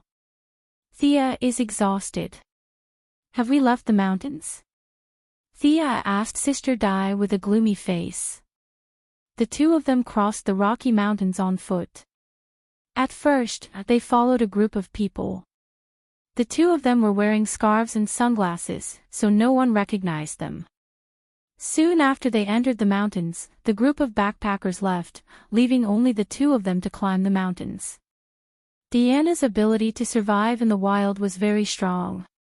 Whether it was the previous 100 years of living alone or the recent journey to find the source, she was worthy of being a powerful warrior. Diana repeatedly said that she could not use magic, so Thea could only follow her on the long journey. Fortunately, she had a divine body. Otherwise, how could she drag an ordinary woman to climb the mountains with her? She was exhausted. Unfortunately, they met a black bear before. Sister Di stopped her idea of using lightning to barbecue the bear, so the 2 of them fled in the forest like ordinary people. The silly black bear didn't know how lucky it was. It chased the 2 of them for nearly a day.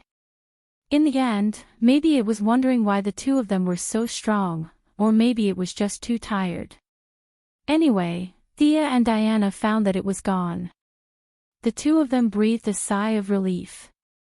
This bear was too persistent. Ha! Diana laughed as she clutched her stomach when she saw that Sia's face was as messy as a cat. What are you laughing about? You're not much better than me. Thea looked at Diana, not knowing whether to laugh or cry. The Valkyrie also suppressed her strength. Otherwise, even 1,000 bears of that level would not be enough to kill them.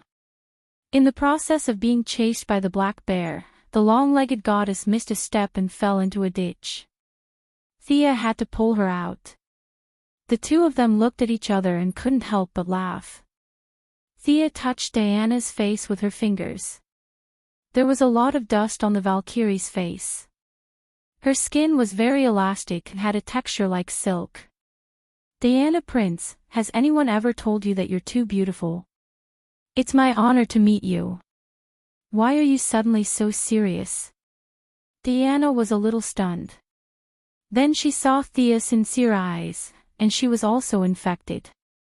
You're the real beauty. Even Aphrodite can't compare to you. My lover is the most beautiful goddess in the world. At this moment, words were no longer effective. Everything was explained by actions. The two women's lips were close together.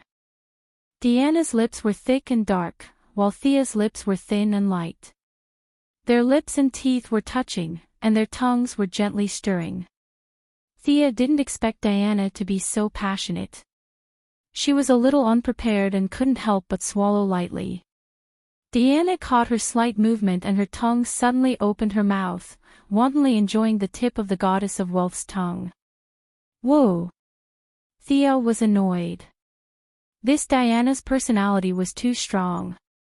She always wanted to take the initiative. She wanted to tell her that she wasn't someone to be trifled with. While Diana was in a daze, she directly opened up a second battlefield. Her hand was originally behind her head, but now it went down and brushed against her slender neck. Her hot breath blew on the tip of her nose and the side of her face. At the same time, Thea's eyes were also electrifying. Her watery eyes disintegrated Diana's consciousness of resistance. Thea took advantage of the victory and pressed her lips together. She grabbed Diana's hands and put them behind her back. Just as Diana felt that something was wrong, Thea freed up a hand and pressed her down. The two women's indescribable bodies were tightly pressed together. The goddess of wealth was above, and the guardian goddess was below. When their eyes met, Thea sucked her trembling lower lip, then her upper lip, and finally the tip of her tongue went in between her lips. It was a short, deep, and thorough kiss. Chapter 600. The two girls couldn't compare, but they knew each other very well. Thea looked weak, but she had a strong heart that ordinary people didn't know. Diana was the opposite. Under her valiant appearance, she lacked love. In the exchange of body, spirit, and divinity, their attachment to each other was getting deeper and deeper. Diana was glad to have such a lover to accompany her forever. Thea also liked the Valkyrie to fill her inner world. The road ahead was too difficult, and it was too difficult to walk alone. Just like Batman's analysis on the note he gave to the Heaven's Eye Society, their weakness was each other. In the dead of night, there were roars of wild beasts in the forest, but neither of them took it seriously. Diana was in a good mood and didn't care about the promise that they couldn't use magic. Thea moved mountains and seas, pushed down a dense forest, and built a wooden house. The two of them chatted in the hot pool. You seem to have become bigger here. Also softer. Is it because of the divine position? Diana touched Thea's neck with a playful look. The young lady didn't know whether to laugh or cry, but she had to admit that Diana's observation was very meticulous. She noticed such a small difference, but she couldn't tell why. She could only attribute it to the self-development of her charm. It's perfect. Diana, who had the essence of Greek aesthetics, couldn't resist this kind of beauty at all. She played with her like a toy for a long time. Diana's figure was also very good, but she was more inclined to be a warrior. Some parts of her body were not as beautiful as Thea's. How dare you tease me? Thea also didn't want to be outdone. Her hands began to touch her long legs, and all the way up. This time, the battle was more intense than before. Halfway through, Thea suddenly thought of finding a few pairs of silk stockings for Diana. Her long legs with black stockings really had a unique flavor. Diana also didn't let her go. Thea tried it on, and the coffee color suited her.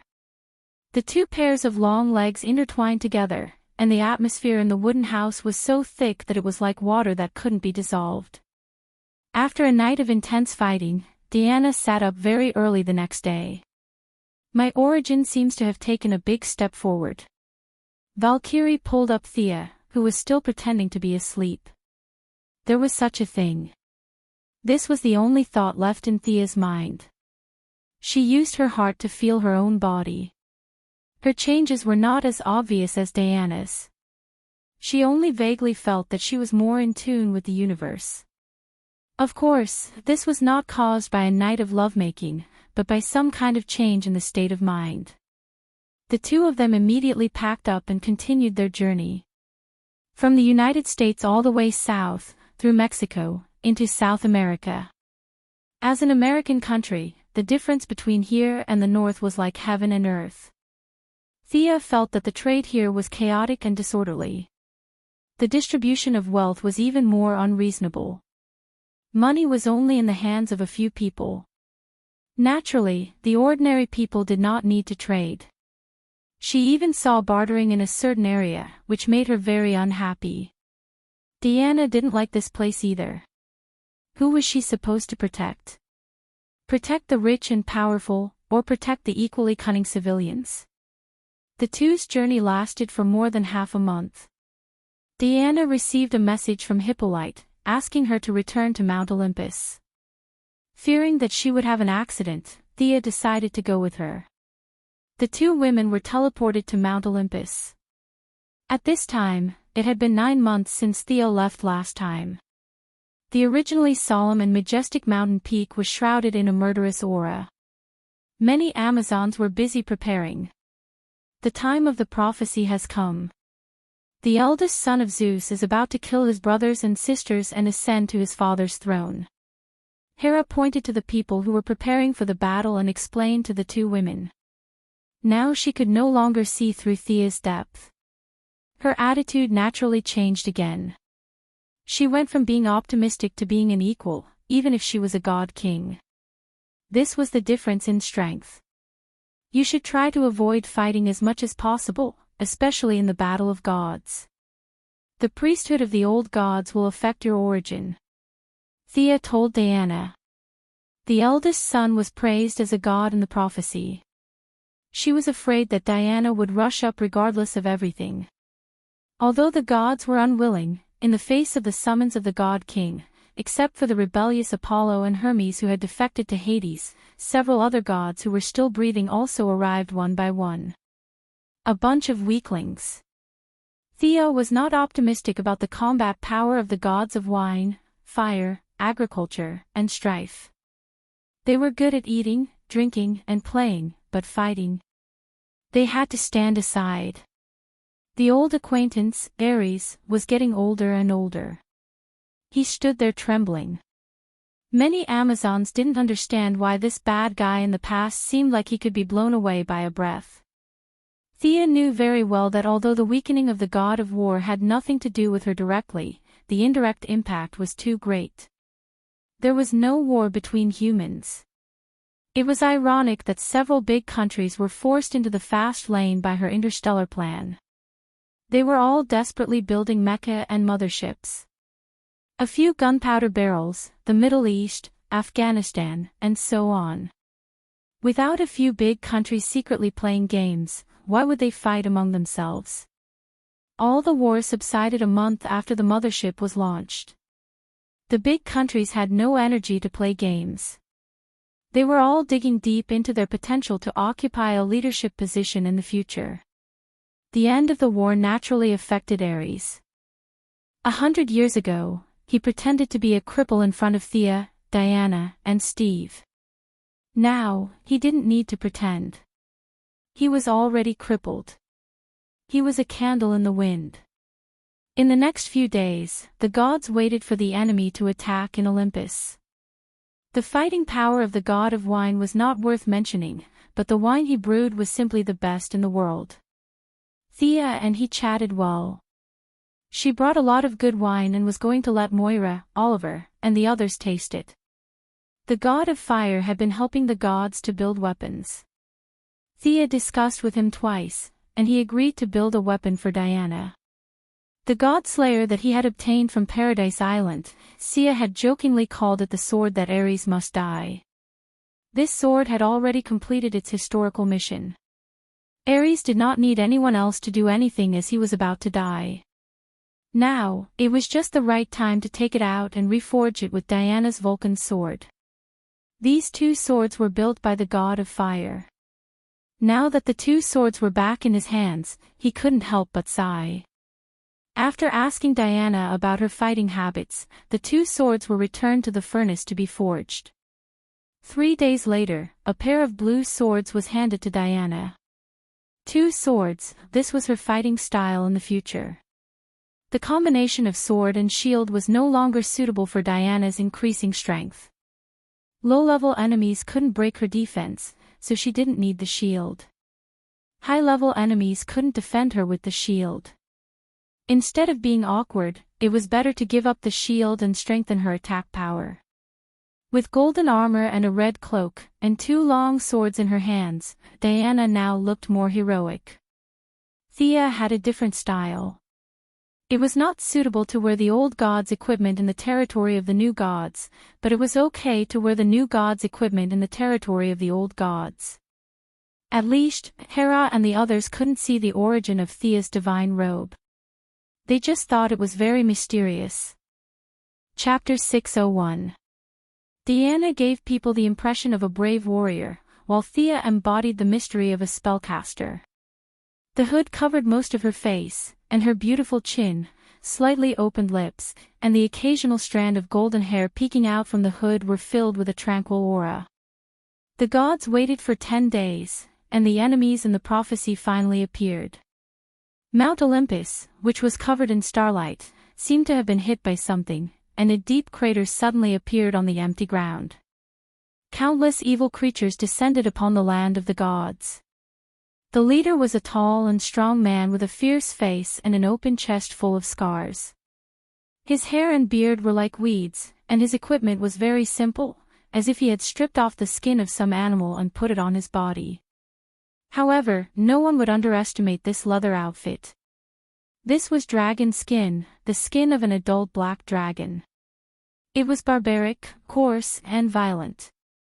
Even from thousands of miles away, one could still feel the bone-deep hatred from this person. He hated this place, hated everyone here. He was a nameless god, the eldest son of Zeus and Hera. When he was born, he was abandoned by his biological parents because of the prophecy that he would sit on the throne of the gods. He grew up in the wilderness and fought with wolves during his childhood. When he became an adult, he tried to prove his worth to Mount Olympus, killing evil dragons and fighting everywhere. Unfortunately, his bravery was not valued. Instead, it aroused fear. Zeus personally took action and sealed him in the depths of the earth's core. With hatred for Mount Olympus and the whole world, he climbed with his bare hands for 6,000 years. After countless hardships, he finally saw the light of day again. He wanted revenge and to take back what belonged to him. He was the eldest son. The appearance of the evil creatures naturally attracted the attention of the gods. At this time, Thea was chatting with her new friend. It was Aramani, who had the upper body of a woman and the lower body of a spider. She had followed Thea out when Hera was wreaking havoc in the underworld. She was also at the level of a demigod and was one of the few important combat forces under Hera's command. Thea happened to pass by and saw her spinning silk at the same time, which attracted her interest. After that, they started chatting casually. Even though Sia was now in the camp of the Greek gods, she still felt that these gods were quite f***ed up. Back when Aramani was immortal, she was the wife of a king. Her hobby was weaving, which was completely harmless to humans and animals. Not only that, it also had a very positive effect on ordinary women. Men would farm and go to war, while women would weave. Logically speaking, such a harmonious and positive scene should be a good thing. Unfortunately, the goddess Athena heard of her good weaving skills, and Athena, who had nothing better to do, personally descended to the mortal world to compete with her. Naturally, ordinary people couldn't compare to the gods who had cheats, and Aramani couldn't take it anymore and committed suicide. If things stopped here, it would already be too much, but the worst was yet to come. For some unknown reason, Athena captured her soul and reincarnated her into a half-human, half-spider. How could such a vile thing be described with the word f***ck? Do whatever you want, submit to me and prosper, oppose me and perish. Even if you die, you have to carry shame with you. This was the thinking of the gods at that time. After listening to the outrageous story, Thea couldn't help but look askance. Others were afraid of Athena, but she didn't have to. Athena wouldn't send a group of Saint Seias to push her, so what was there to be afraid of? She stood in Aramani's position and scolded Athena. Only then did the spider woman and her have a little friendship. Over the next few days, Thea chatted with her every now and then. The two of them could barely be considered friends, and Thea made her request. She wanted to use her divine spider silk to weave stockings. She wanted a variety of colors so that she could spar with the long-legged goddess in the future. Ordinary people's stockings were too easy to wear and tear. Only quasi-divine items could match them. The spider woman, who didn't understand her evil intentions, was puzzled. What was the purpose of weaving stockings with spider silk that was as thin as a cicada's wing? Was it for defense or to increase one's speed? Although she couldn't figure out the purpose, Aramani, who could spit spider silk and had max-level tailoring skills, made a few pairs of stockings according to her request even though she had turned into a spider. Aramani, who felt like she had found a treasure, returned the favor and helped the spider woman check it. Athena's technique wasn't brilliant. Originally, Thea could have helped her return to her original form, but unfortunately, her spider form had been completely fixed during the process of her returning from the underworld to the world of the living. Even with Thea's ability, she couldn't change this situation. She could only take a step back and cast a permanent human transformation spell on the spider woman. This spell allowed her to maintain her human form for 4 hours a day. This simple effort gained the spider woman's strong goodwill. In the end, Thea received a large number of silk products and said that if she needed more, she would have more in the future. When the firstborn arrived, she and the spider woman were researching how to make new underwear. Since the stockings had been changed, they might as well upgrade the underwear too. Both of them were unhappy that their research was interrupted. Thea brought Aramani a lot of information about the development of clothing and clothing on modern Earth, which made the spider woman feel like she had found a treasure. Although the aesthetic of ancient Greece was different from that of modern times, it was still very useful. Thea also told the spider woman her favorite style of clothing and asked her to make a few sets according to it. Unfortunately, the enemy had come, so the two could only stop their research and run outside to do the fighting. When they arrived outside, the enemy army had already begun to form up. The main force was the wild wolves that had raised the firstborn. Because they had been contaminated with a lot of divinity, some of the wild wolves had already shown signs of walking upright. Most of the rest were ghost wolves. These animals had already reached the end of their lives, but because of the influence of the firstborn's divinity, they were still lingering on the border of life and death. Now, they had all been recruited by the firstborn to fight. In addition, there were many ghost creatures in different shapes and sizes. Some were humans, some were beasts, and some were strangely shaped like humans and beasts. The gods reckoned that these creatures were the cannon fodder that the firstborn had recruited. Their role was to consume the magic power of the gods. Compared to the organized army of the Amazons on Mount Olympus, the army of the firstborn could be said to be endless. These cannon fodder were valuable as long as they could contain one god. The evil army began to march toward Mount Olympus in silence, as if dark clouds were pressing down on the city. What do you think? Diana whispered to Thea. She was referring to the firstborn. It was similar to how the Heavenly Father dealt with Darkseid. In a battle of this level, the battle between small soldiers would not affect the overall situation at all. As long as the firstborn could be dealt with, the ghost creatures would not be of any help. Thea looked a little serious. The strength of the firstborn was not a bluff. Just looking at its powerful and murderous appearance, she was not very confident. Chapter 602. It was a battle of revenge, a battle to the death, not to mention true divine power. Thea could not compare with the other party in terms of momentum. The other party had suppressed his anger for thousands of years, and it was said that it took him 6,000 years to climb back to the ground from the core of the earth. A minute ago, Hera was still discussing the issue of stockings and underwear, and the other party came at her. Unless there was a crushing difference in strength, it would be strange if she could defeat him. It was not the same style at all. And she was the goddess of trade and wealth, which had nothing to do with fighting. And this firstborn was similar to Hercules. They were both old gods who had escaped the twilight of the gods and were in relatively good condition. No one knew what his specific clergy was, but in Thea's view, it was very similar to fighting and revenge. Diana asked again when she didn't answer for a long time. Thea saw that she was eager to try, and she complained in her heart. Between her and the firstborn, who was stronger and who was weaker, she needed to really fight, but Diana was definitely a little weaker, and this was the critical moment of her fusion of the source, so it was better not to fight. For her wife, the goddess of trade and wealth could only fight the firstborn of Zeus. Far worse than me.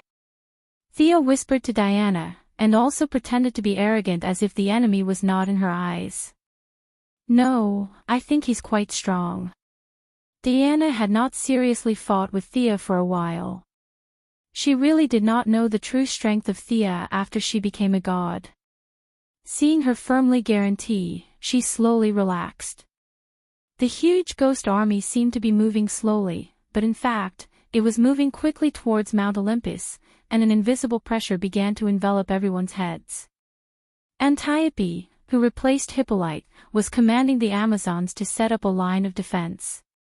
Bundles of magic arrows, many enchanted swords, shields, and armors were sent to each warrior. The Amazons were the most elite warriors of this era, and Hera was not stingy with them. She opened the treasury of Mount Olympus and took out many precious equipment from ancient times. Unlike Hippolyte, Antiope was a pure warrior. She knew that the Amazons did not have the advantage in numbers, so she directly set up 3 lines of defense on the periphery and prepared a group of cavalry for mobility. The advantage of the firstborn's army was their numbers. There were endless ghosts and beasts, and the ratio of their numbers to the Amazons was almost 100 to 1. It was his idea to use quantity to fight quality. That was why he dared to come to Mount Olympus with his massive army and his own martial arts prowess. The advantage of the Greek gods was that they had a large number of gods. Even the most useless gods were more powerful than the monsters and beasts. They could defeat a large number of them with a wave of their hands. The only weakness was that they were forcibly conscripted by Hera. They could fight a favorable battle, but it was impossible to expect them to risk their lives against the firstborn. The depressing atmosphere lasted for an hour. All the gods came to the mountain peak to watch. A few of them were exchanging glances. The prophecy had clearly stated that the eldest son of Zeus would kill his brother and eventually ascend to the throne. The gods on the mountain were all in line with the prophecy. Each of them had their own plans. The firstborn came with thousands of years of hatred. No one could ignore its powerful power. They did not want to be the first to stand out. Zeus, Hera, according to the prophecy, I want to take back everything that is mine. The firstborn, who was 3 meters tall and was wearing a dragonskin cloak, strode out and roared at Mount Olympus. Following his words, the spirits and beasts also roared at the sky. The hatred contained in their roars made the gods take a step back involuntarily. Hera looked a little sad. She was not in a good mood to fight with her own son. But seeing that both sides were waiting for her reply, she reluctantly stood up. "Child, I am your mother. I don't want to do this. It was Zeus' idea to abandon you." Seeing his mother, the firstborn was still a little silent. Hera continued, "The prophecy is a farce. I am willing to correct this mistake. We are still a family. Child, are you willing to give me this opportunity?" Before the firstborn could reply, a woman came out from behind his majestic figure. "Brother, don't listen to Hera's lies. She is afraid that you will take away her position as the king of gods." What a joke. A female king of gods. What a stupid woman. The woman looked gentle and beautiful. There was a hint of mockery at the corner of her mouth. She wore a silk robe and walked barefoot on the ground. Her voice was very soft, but every god, every female warrior, and many monsters on the battlefield heard it clearly. It was as if someone was whispering in their ear. An invisible energy soothed the firstborn's heartstrings. His eyes were filled with hatred again. Who is this? Thea joined the battle purely as a family member of Diana. She did not know the woman beside the firstborn. To be honest, when the two first fell in love, she spent a period of time studying Greek mythology to increase their common language. But later, she found that there were too many nonsensical stories in it. So, she chose to abandon the book. She basically knew the famous ones, but she had to apologize to the less famous ones. Princess of Troy, daughter of Zeus. Cassandra, the old acquaintance Ares, was standing beside the two women. When he heard Thea's question, he answered casually. Looking at the old man who was out of breath, Thea was afraid that he would die at her feet. She smiled bitterly to show that she heard it. This guy has the power of speech, but he is only a demigod. The goddess of strife, Eris, stood on the other side of the two women. When humans stopped the war, she also suffered a lot. Her smooth skin showed signs of dehydration. She provoked everyone to fight. Eris's power also came from words. Cassandra's speech and her priesthood had something in common. That was why she was unhappy. Queen Hera, if you don't want blood to flow like a river in Mount Olympus, please get out of the way. Today is the moment when the prophecy comes true. Your firstborn will eventually ascend the throne of the King of Gods. Cassandra continued to show off her speech. The power of demigods came entirely from their own bodies. At their peak, they were definitely not as good as the gods. Unfortunately, times had changed. The gods were burdened by their own priesthoods, and now they were not as good as her. She was far from that point, but the influence of the speech was stirring up everyone's hearts. Except for a few gods and people like Hippolyte who had magic equipment to resist the mind, the firstborn would win, and Hera would lose. Everyone could not help but have this thought. The morale of the Amazons was visibly low. Hera directly took out the scepter of the King of Gods and pointed it to the sky. A bolt of lightning flashed across the sky, and the huge thunder suppressed the speech. However, in Thea's eyes, it was like using a cannon to kill a mosquito. The scepter could not be used all the time, and the mouth was on the other side's face. She could still continue to speak. Hera had been the queen for too long. Her combat experience was too poor. Before the war, she had exposed one of her trump cards. Perhaps she wanted to show her majesty, but it was really not wise. Chapter 603. Lightning flashed across the sky, and for a moment, an unparalleled force swept across the surroundings. It was as if the heavenly might had turned into divine thunder, and the scene fell into a strange silence. However, lightning was not a cloud, and it could not stay there forever. It came and went quickly, and in less than 10 seconds, it disappeared into nothingness. Other than making Hera look awe-inspiring, it wasn't of any use at all. Thea could see the sarcasm in the corner of Cassandra's mouth. This guy's spirit of speech was really effective at bewitching ordinary people. If she was allowed to spout nonsense, other than a few strong-willed Amazons, the rest would not be able to withstand it. Your Majesty, I have a subordinate who should be able to deal with the spirit of speech, Thea whispered to Hera. Hera looked at the brilliance in her eyes and knew what she meant. Without any nonsense, she made the decision and raised a finger, indicating that Cassandra could choose anything from Zeus's treasury. Hera, who had a lot of assets, did not care about the treasury at all. After all, the treasures belonged to Zeus, and the throne of the god was hers. Thea gave her a look that said, "Don't worry about me." She directly teleported back to Earth. Her subordinates on Earth were not suitable to deal with this kind of ability that involved the rules, so she directly called Qing Nu and the Green Lantern Corps. After revising the Corps' mission, the number of people in the Corps had increased from the original 100 to more than 300. Thea did not summon all of them, and only asked Qing Nu to bring 100 people to help. The Green Lantern Corps' teleportation ability was unparalleled in the world, and the Corps came very quickly. Thea briefly explained the situation and brought everyone back to Mount Olympus. The strange appearance of the Green Lanterns attracted a burst of amazement from the gods. Thea felt that their worldview was still stuck in the era of the square sky and square earth, and they really could not explain what kind of existence aliens were. Qing Nu, who was holding the Book of Nu, directly showed the giant book. Compassion turned into subtle energy and poured into the hearts of the wavering Amazons. The fearful ones were encouraged, and the hesitant ones regained their courage.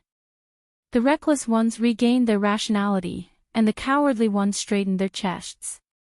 The remaining Green Lanterns established a new line of defense, a line of defense for the soul. Compassion was incomparably inclusive. It could accept good words, and it could also absorb evil words.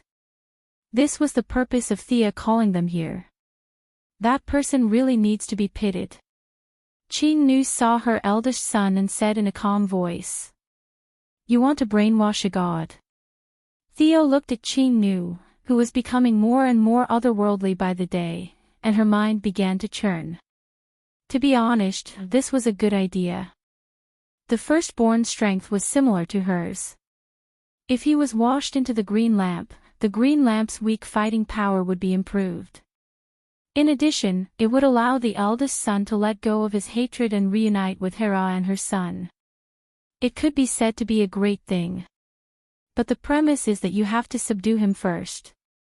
How about shooting light waves to brainwash him? Thea didn't have the ability to do that. The resistance of the gods was too high. She needed some ingenious plans to carry it out. While Thea was thinking about the feasibility of brainwashing the firstborn, Cassandra was still talking at the foot of the mountain until her throat was dry. She found that there was no movement on the mountain and looked at the firstborn awkwardly. Trash! The ferocious firstborn pushed Cassandra away like a ferocious beast. His eyes were murderous. When he saw Hera's figure, he suppressed the last bit of rationality in his heart, took out a dragon-toothed javelin from behind, and threw it at Hera. Diana grabbed her shield and wanted to block it, but Thea caught her. She secretly raised 3 fingers at Hera and raised her reward to 3 treasures. Seeing that Hera nodded happily, Thea took out the soft whip at her waist. This was the divine weapon of the god of Mars, Helimir. She had changed its appearance and reappeared in the divine world. With a crisp crack, Thea shook the whip and exerted force on her wrist. The soft whip stretched tens of thousands of meters and blocked the dragon-toothed javelin in the air. The fiery red whip was deflected by a small angle. The tip of the whip was like a giant red snake that wrapped around the black javelin. The dragon-toothed javelin lost its momentum and was directly thrown away.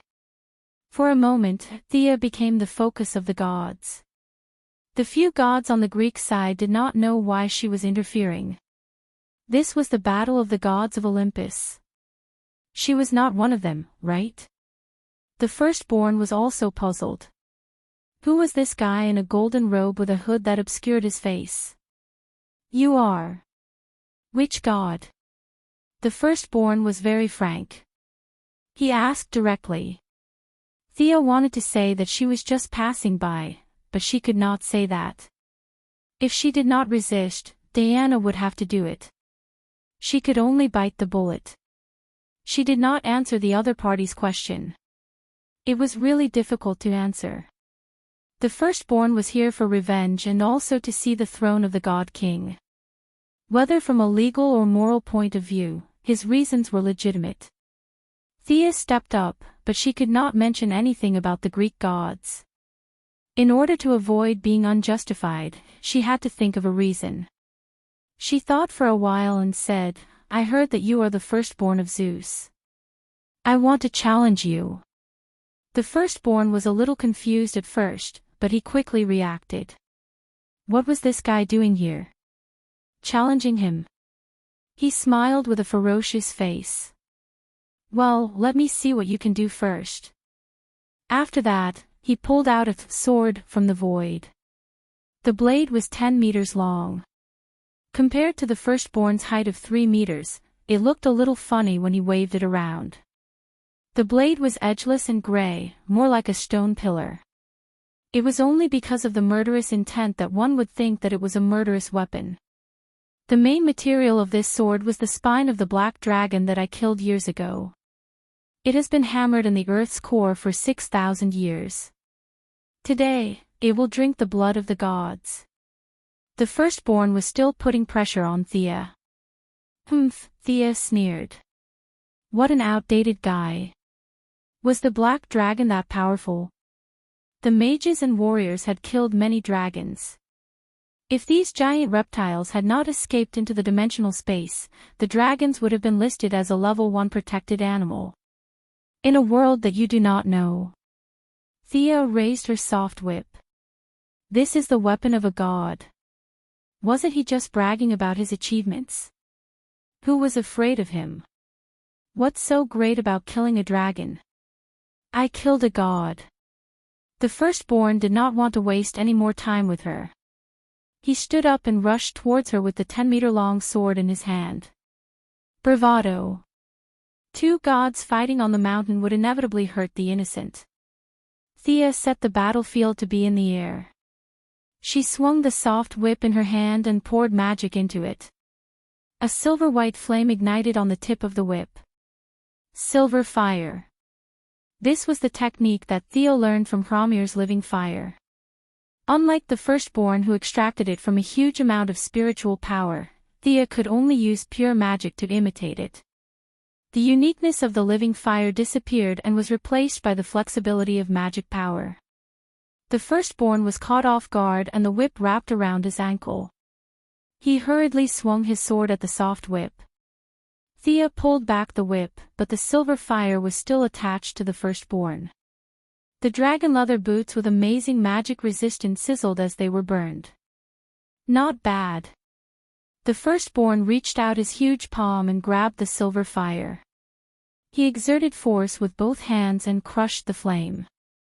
I'm very capable. The silver flames that filled the sky were continuously danced by her. Chapter 604. You can take 1 or 2 balls of fire, but try hundreds or thousands of balls. Thea's magic quickly transformed. Her whip was like a snake, constantly flinging out silver flames. For a moment, the originally starry realm of the gods seemed to have multiplied. Countless silver flames with deadly light shrouded the whole sky. Try my silver flame cage. The flames were controlled by Thea, advancing and retreating in an orderly manner like a group of well-trained soldiers. The firstborn swung its long sword with all its might. The dragon sword tempered by the core of the earth was not afraid of the silver flames. The flames transformed from the purest magic were shattered by the firstborn. The residue fell to the ground, but it could still burn the spirits into ashes. Cassandra, who was in command of the army, hurriedly led the army away from the battlefield. The firstborn's fight was not ineffective. It was just that the firstborn was fast, but Thea was faster. The colorless and transparent silver flames gradually piled up in the sky. The firstborn saw that the flames were increasing. It immediately stopped slashing and increased its speed to the maximum, ready to fight Thea in close combat. The firstborn ignored the flames. Its dragon skin with amazing magic resistance was burning black smoke. A large part of its open chest was also burned by the flames. But the distance between the two was rapidly closing. Your father is the god of thunder and lightning. I don't know how resistant you are to thunder and lightning. Thea's long whip kept dancing. It wrapped around the firstborn's wrist that was holding the sword. Her left hand gathered an amazing amount of thunder and lightning, and she threw it at the firstborn's face. Sparks danced. The gorgeous and deadly lightning struck the firstborn with an invincible momentum. The god who could make Zeus afraid did not hesitate. The muscles in his arms bulged, and he used all his strength to punch the lightning. With a muffled bang, Thea's lightning was shattered by the firstborn's physical strength. He did not use any divine power or skill, just an unparalleled amount of strength. She hated this kind of guy who did not use any skills. Thea was secretly angry. Although her attack was ineffective, at least she knew what the firstborn was relying on, and that was his strong body. The firstborn's physical strength was extraordinary. The two quickly closed the distance between them, and the 10-meter-long giant sword was swung horizontally towards Thea's waist. In the face of this sword that made a sonic boom, she could only temporarily dodge. She took out the holy sword and swung it with 10,000 rays of light, aiming straight for the firstborn's head. Under her control, the raging silver flames that filled the sky also rushed towards the firstborn. This guy ignored the burning of the silver fire, ignored the dazzling light, and focused on fighting Thea. After 3 moves, even though the firstborn seemed to have crawled out of the oven and Thea was forced to retreat, both of them chose to land on the ground and fight on the ground. Thea abandoned her whip and held her sword with both hands. Without any fancy moves, she slashed straight down. Of course, the firstborn would not use its head to test the edge of her sword. With a quick twist of its wrist, the firstborn drew an arc with its great sword, trying to use its advantage of strength to deflect her attack. Unfortunately, it underestimated Thea's strength and the sharpness of the holy sword. In terms of pure strength, Thea was definitely not as good as it. Even a pure warrior like Diana was not as good as it. It was just that Thea had mixed the power of the soul in her sword. The power of the soul could be strong or weak. The Martian hunter could slay gods with this power, but she had not reached that level. She just added the power of the soul to herself, and for a short time, it was enough to contend with the firstborn. The firstborn, who had underestimated its opponent, did not expect that this slender opponent had so much strength. Not only did it not deflect her attack, but it also left itself wide open. The holy sword with great force was about to hit the firstborn's head. The firstborn's weapon was too long, and it was too late to turn back, so it could only stretch out its left arm to block. The firstborn had a gauntlet on each of its arms. She did not see it clearly before, but now Thea saw that it was not a gauntlet, but 2 huge dragon teeth. The dragon teeth that resisted the holy sword were naturally the dragon teeth. They were as white as jade, and there were bursts of dragon aura emanating from them. However, against Thea, even the black dragon himself would be finished, let alone a dead tooth.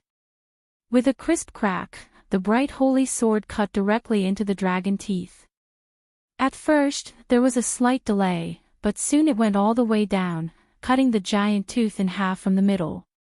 The holy sword did not stop and directly cut through the firstborn's dragon skin armor.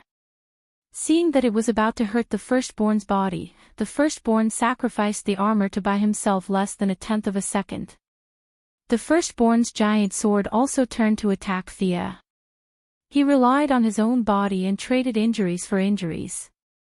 As the eldest son who relied on himself to fight since birth, he had suffered countless injuries. His strongest weapon was not so much the great sword, but rather his tempered body. If Thea continued to cut, even if she could cut off the firstborn's arm, she would also be injured. She was only there to help, so naturally, she would not risk her life so much. She stepped on the ground and left the firstborn's attack range. Sneaky guy, you are qualified to be my opponent. The firstborn's fighting spirit was completely aroused. It had been a long time since he met a god of the same level, and he was too lazy to ask who his opponent was. You talk as if you are so powerful, but that's all there is to it.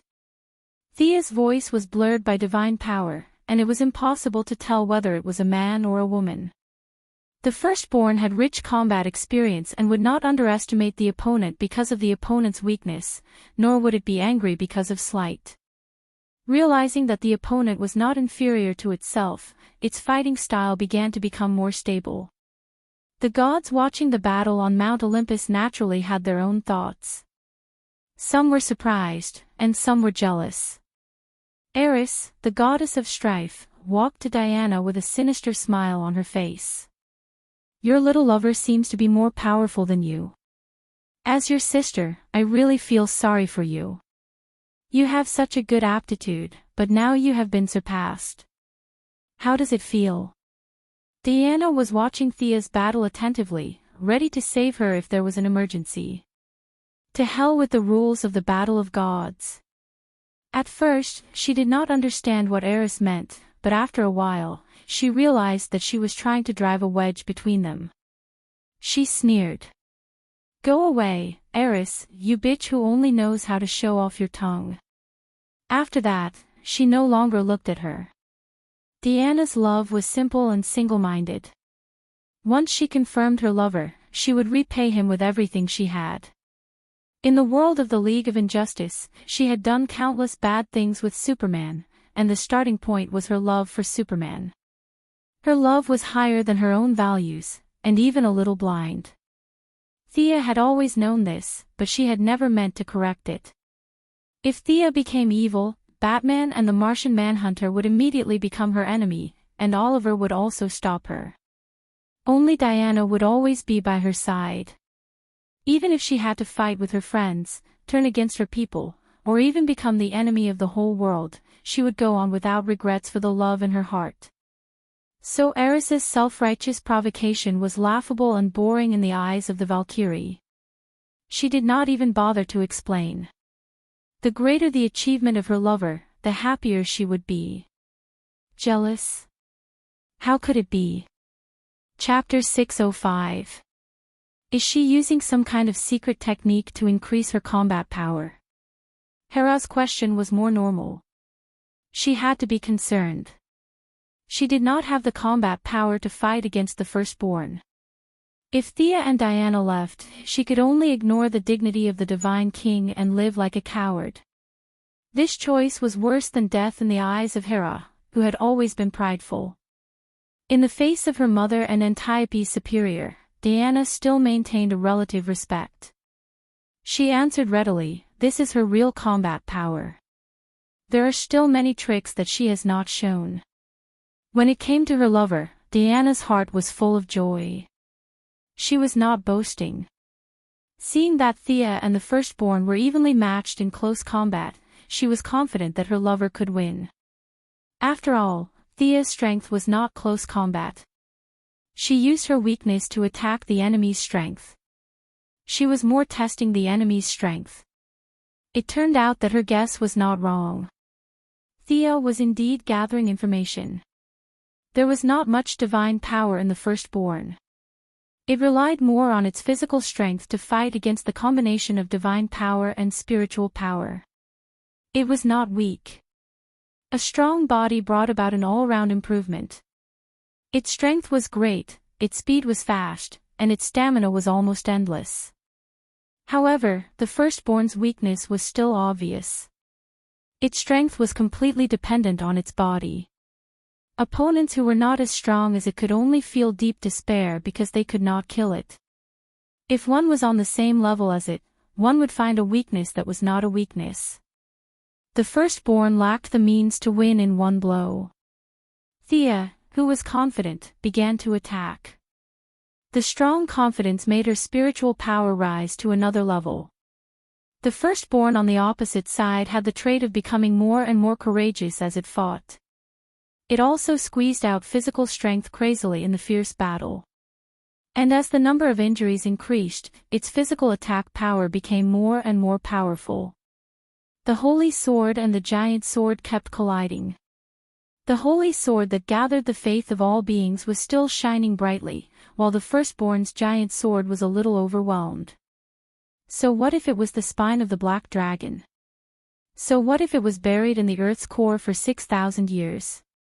It was still cut like a saw by Thea. The range of the battle between the two was getting larger and larger. At first, the firstborn was still worried about its subordinates. Later, when the battle became more intense, it became hot-headed and could not care less. Many ghosts and beasts were hit by the aftershocks. Some were directly scattered by the enormous force of the giant sword, while others were hit by the radiance of the holy sword and turned into ashes. It was as if they had never existed. Cassandra could only tell the army to dodge. It was easy to say, but the army of close to 100,000 could not dodge at all. The evil Thea purposely dragged the firstborn into the enemy's army, and many of the ghost creatures were in for a bloodbath. Wherever the two of them passed, it could be said to be a mess. The battle lasted for an hour. The firstborn was still in high spirits, but Thea was a little tired. Combining multiple powers required a lot of energy. She had finally figured out the strength of the firstborn, and she began to go all out. Spotting an opening, Thea infused a large amount of soul power, divine power, and mana into her holy sword as she slashed down at the firstborn who could not dodge in time. Not knowing why the opponents suddenly attacked, the firstborn chose to defend cautiously. It moved its greatsword horizontally, trying to block the attack. What happened next stunned him. Thea did not intend to hurt the enemy at all. She wanted to destroy the firstborn's sword. The firstborn's parry missed. Without the support of his power, the greatsword could only rely on its own material to block the oncoming holy sword. With a crisp clang, 1/3 of the greatsword was cut off by the holy sword. She wants to destroy my weapon? The firstborn felt very distressed for a moment, and thought that he understood Thea's sinister intentions. However, this was all an illusion. To deal with a person who could create miracles with great power, one had to use a dirty trick. Using the loophole in his mind, Thea finally began to use the divine power of wealth when the two of them passed by each other. She took off her hood and revealed her stunning face. "Look into my eyes." Her confused eyes mixed with a large amount of compassion directly hit the firstborn's mind. Anger was still not fully mastered, and the opponent's rage points were already high enough. There was really no need to add fuel to the fire. As for fear, it was not practical either. Hatred had a strong counteracting effect on fear. In the end, Sia chose compassion, which was the most inclusive of all. "I'll be merciful and pity you." Such a strange attack really hit the firstborn's weak spot. Growing up in the wilderness, there were no gods to teach him how to use his divine power. Without guidance, he only knew how to train his body over and over again. He had no experience in dealing with emotional shocks. Even if his chest was full of hatred, Thea's confusing divine power still pried open a gap and a large amount of compassion poured into his heart. He hated the heavens and the earth, but was it not because he lacked love and a kind of self-protection from his loved ones? As the compassion poured into his heart, the direct result was that his fierce eyes showed signs of calmness, and the murderous aura that shrouded his body shrank visibly. Unlike mortals, the firstborn was after all a god, and the first son of Zeus and Hera. He knew that he was confused and struggled to suppress the calmness in his heart, trying to find himself again. After 2 tries, he found that the effect was not great. No matter how great his hatred was, it was not enough in the face of the compassion of all intelligent beings in the universe. Helplessly, he could only force himself to chase after Thea. His combat instinct told him that as long as he killed this woman, he could find himself again. Thea did not feel good about brainwashing a god with compassion. Compassion poured into the firstborn's heart through her body as a medium. She also had to stay awake at all times to avoid being taken advantage of. Her advantage over the firstborn was that her spiritual power was much higher than the other parties. Although her compassion was a little indiscriminate between friend and foe, she still had some advantages as a controller. To kill 1,000 enemies, she would lose 800 of her own men. No matter how she looked at it, her chances of winning were higher. The seed of the heart had been planted, and the next step was to continue to absorb emotions and then transfer them into the firstborn's heart. Thea did not want to fight the firstborn head-on. She used flash to buy time. No matter how powerful a god was, it was still an individual. How could it resist the convergence of the universe's emotions in the spiritual world? It was not that such an existence did not exist, but the firstborn in front of her certainly did not have this ability. Their chase slowly came to a stop because they were too tired. Thea's forehead was soaked with sweat, and round beads of sweat dripped down her smooth chin to the ground. The firstborn on the opposite side was even worse. He barely stood there with his long sword, his whole body covered in sweat. The speed of losing control of the spiritual world was accelerating, and the external symptoms were that half of his face was calm and peaceful, while the other half was full of tension and resentment. Thea did not expect this guy to be so resistant. He was using his strong points to attack the enemy's weak points, and it was so tiring. But seeing that victory was in sight, she unilaterally increased the output of emotions. She had to convert this guy before the two armies. Chapter 606. The gods were watching. Some of them did not know what Thea and the firstborn were doing. Gods like Ares, the god of war, and Dionysus, the god of wine, could not understand. Some knew, such as Hera and Eris, the goddess of strife. These magic and spiritual types could feel the emotions violently attacking the self-consciousness of the firstborn. Hera, the biological mother, was a little conflicted about the brainwashing of the firstborn, but it was not a bad thing to be brainwashed. As for Diana, who knew Thea best, there was only nervousness left. The confrontation in the spiritual world was very dangerous, and she could only look at her lover worriedly. Most of the gods were watching with an optimistic attitude. The firstborn was defeated, and Thea had the upper hand. This could be seen without a deep vision. Cassandra, who was leading the army of the firstborn, could only watch. Limited by her realm, she could only be anxious and helpless. Just as she was hesitating, a subtle and undetectable voice floated into her ears. After a little hesitation, she finally made up her mind. Firstborn, think about your past. Your revenge has not been avenged. You were exiled at birth and persisted for 6,000 years. Remember your mission, remember the injustice of fate. Remember. Cassandra spoke quickly. Her voice was so loud that it resounded throughout the battlefield. The firstborn, who was getting more and more confused, finally managed to suppress the erosion of compassion with the power of the spirit of speech. However, the price of Cassandra's participation was extremely high. The spirit of speech always had a limit, and the emotional energy that had been accumulated was suddenly detonated. The firstborn could be said to be the strongest old god except for Zeus, Hades, and Poseidon, and Thea was also the best of the new gods. The gods, including Diana, had been watching on the sidelines. On the one hand, it was because the battle of the gods had always been one-on-one, and this was a matter of rules. On the other hand, it was beyond their power. If they were not at the level of Zeus or the Father, rashly joining was simply courting death. Cassandra understood this, but she also vowed to take revenge on the gods. Without the help of the firstborn, she could do nothing. If the firstborn was instigated by the other party, it would be even more disastrous. Therefore, after receiving the secret reminder, even if she knew the price, she still rushed into this battle. The firstborn's strong resistance and Thea's crazy infusion were all withstood by her. She was just an ordinary demigod. How could she withstand the combined attack of two true gods? Puff! With a loud explosion, a large amount of blood spurted out. Unlike ordinary people who vomited blood from their mouths, Cassandra vomited blood from her throat. The violent emotional energy directly exploded in her throat, and her vocal cords, trachea, and throat were blown to pieces.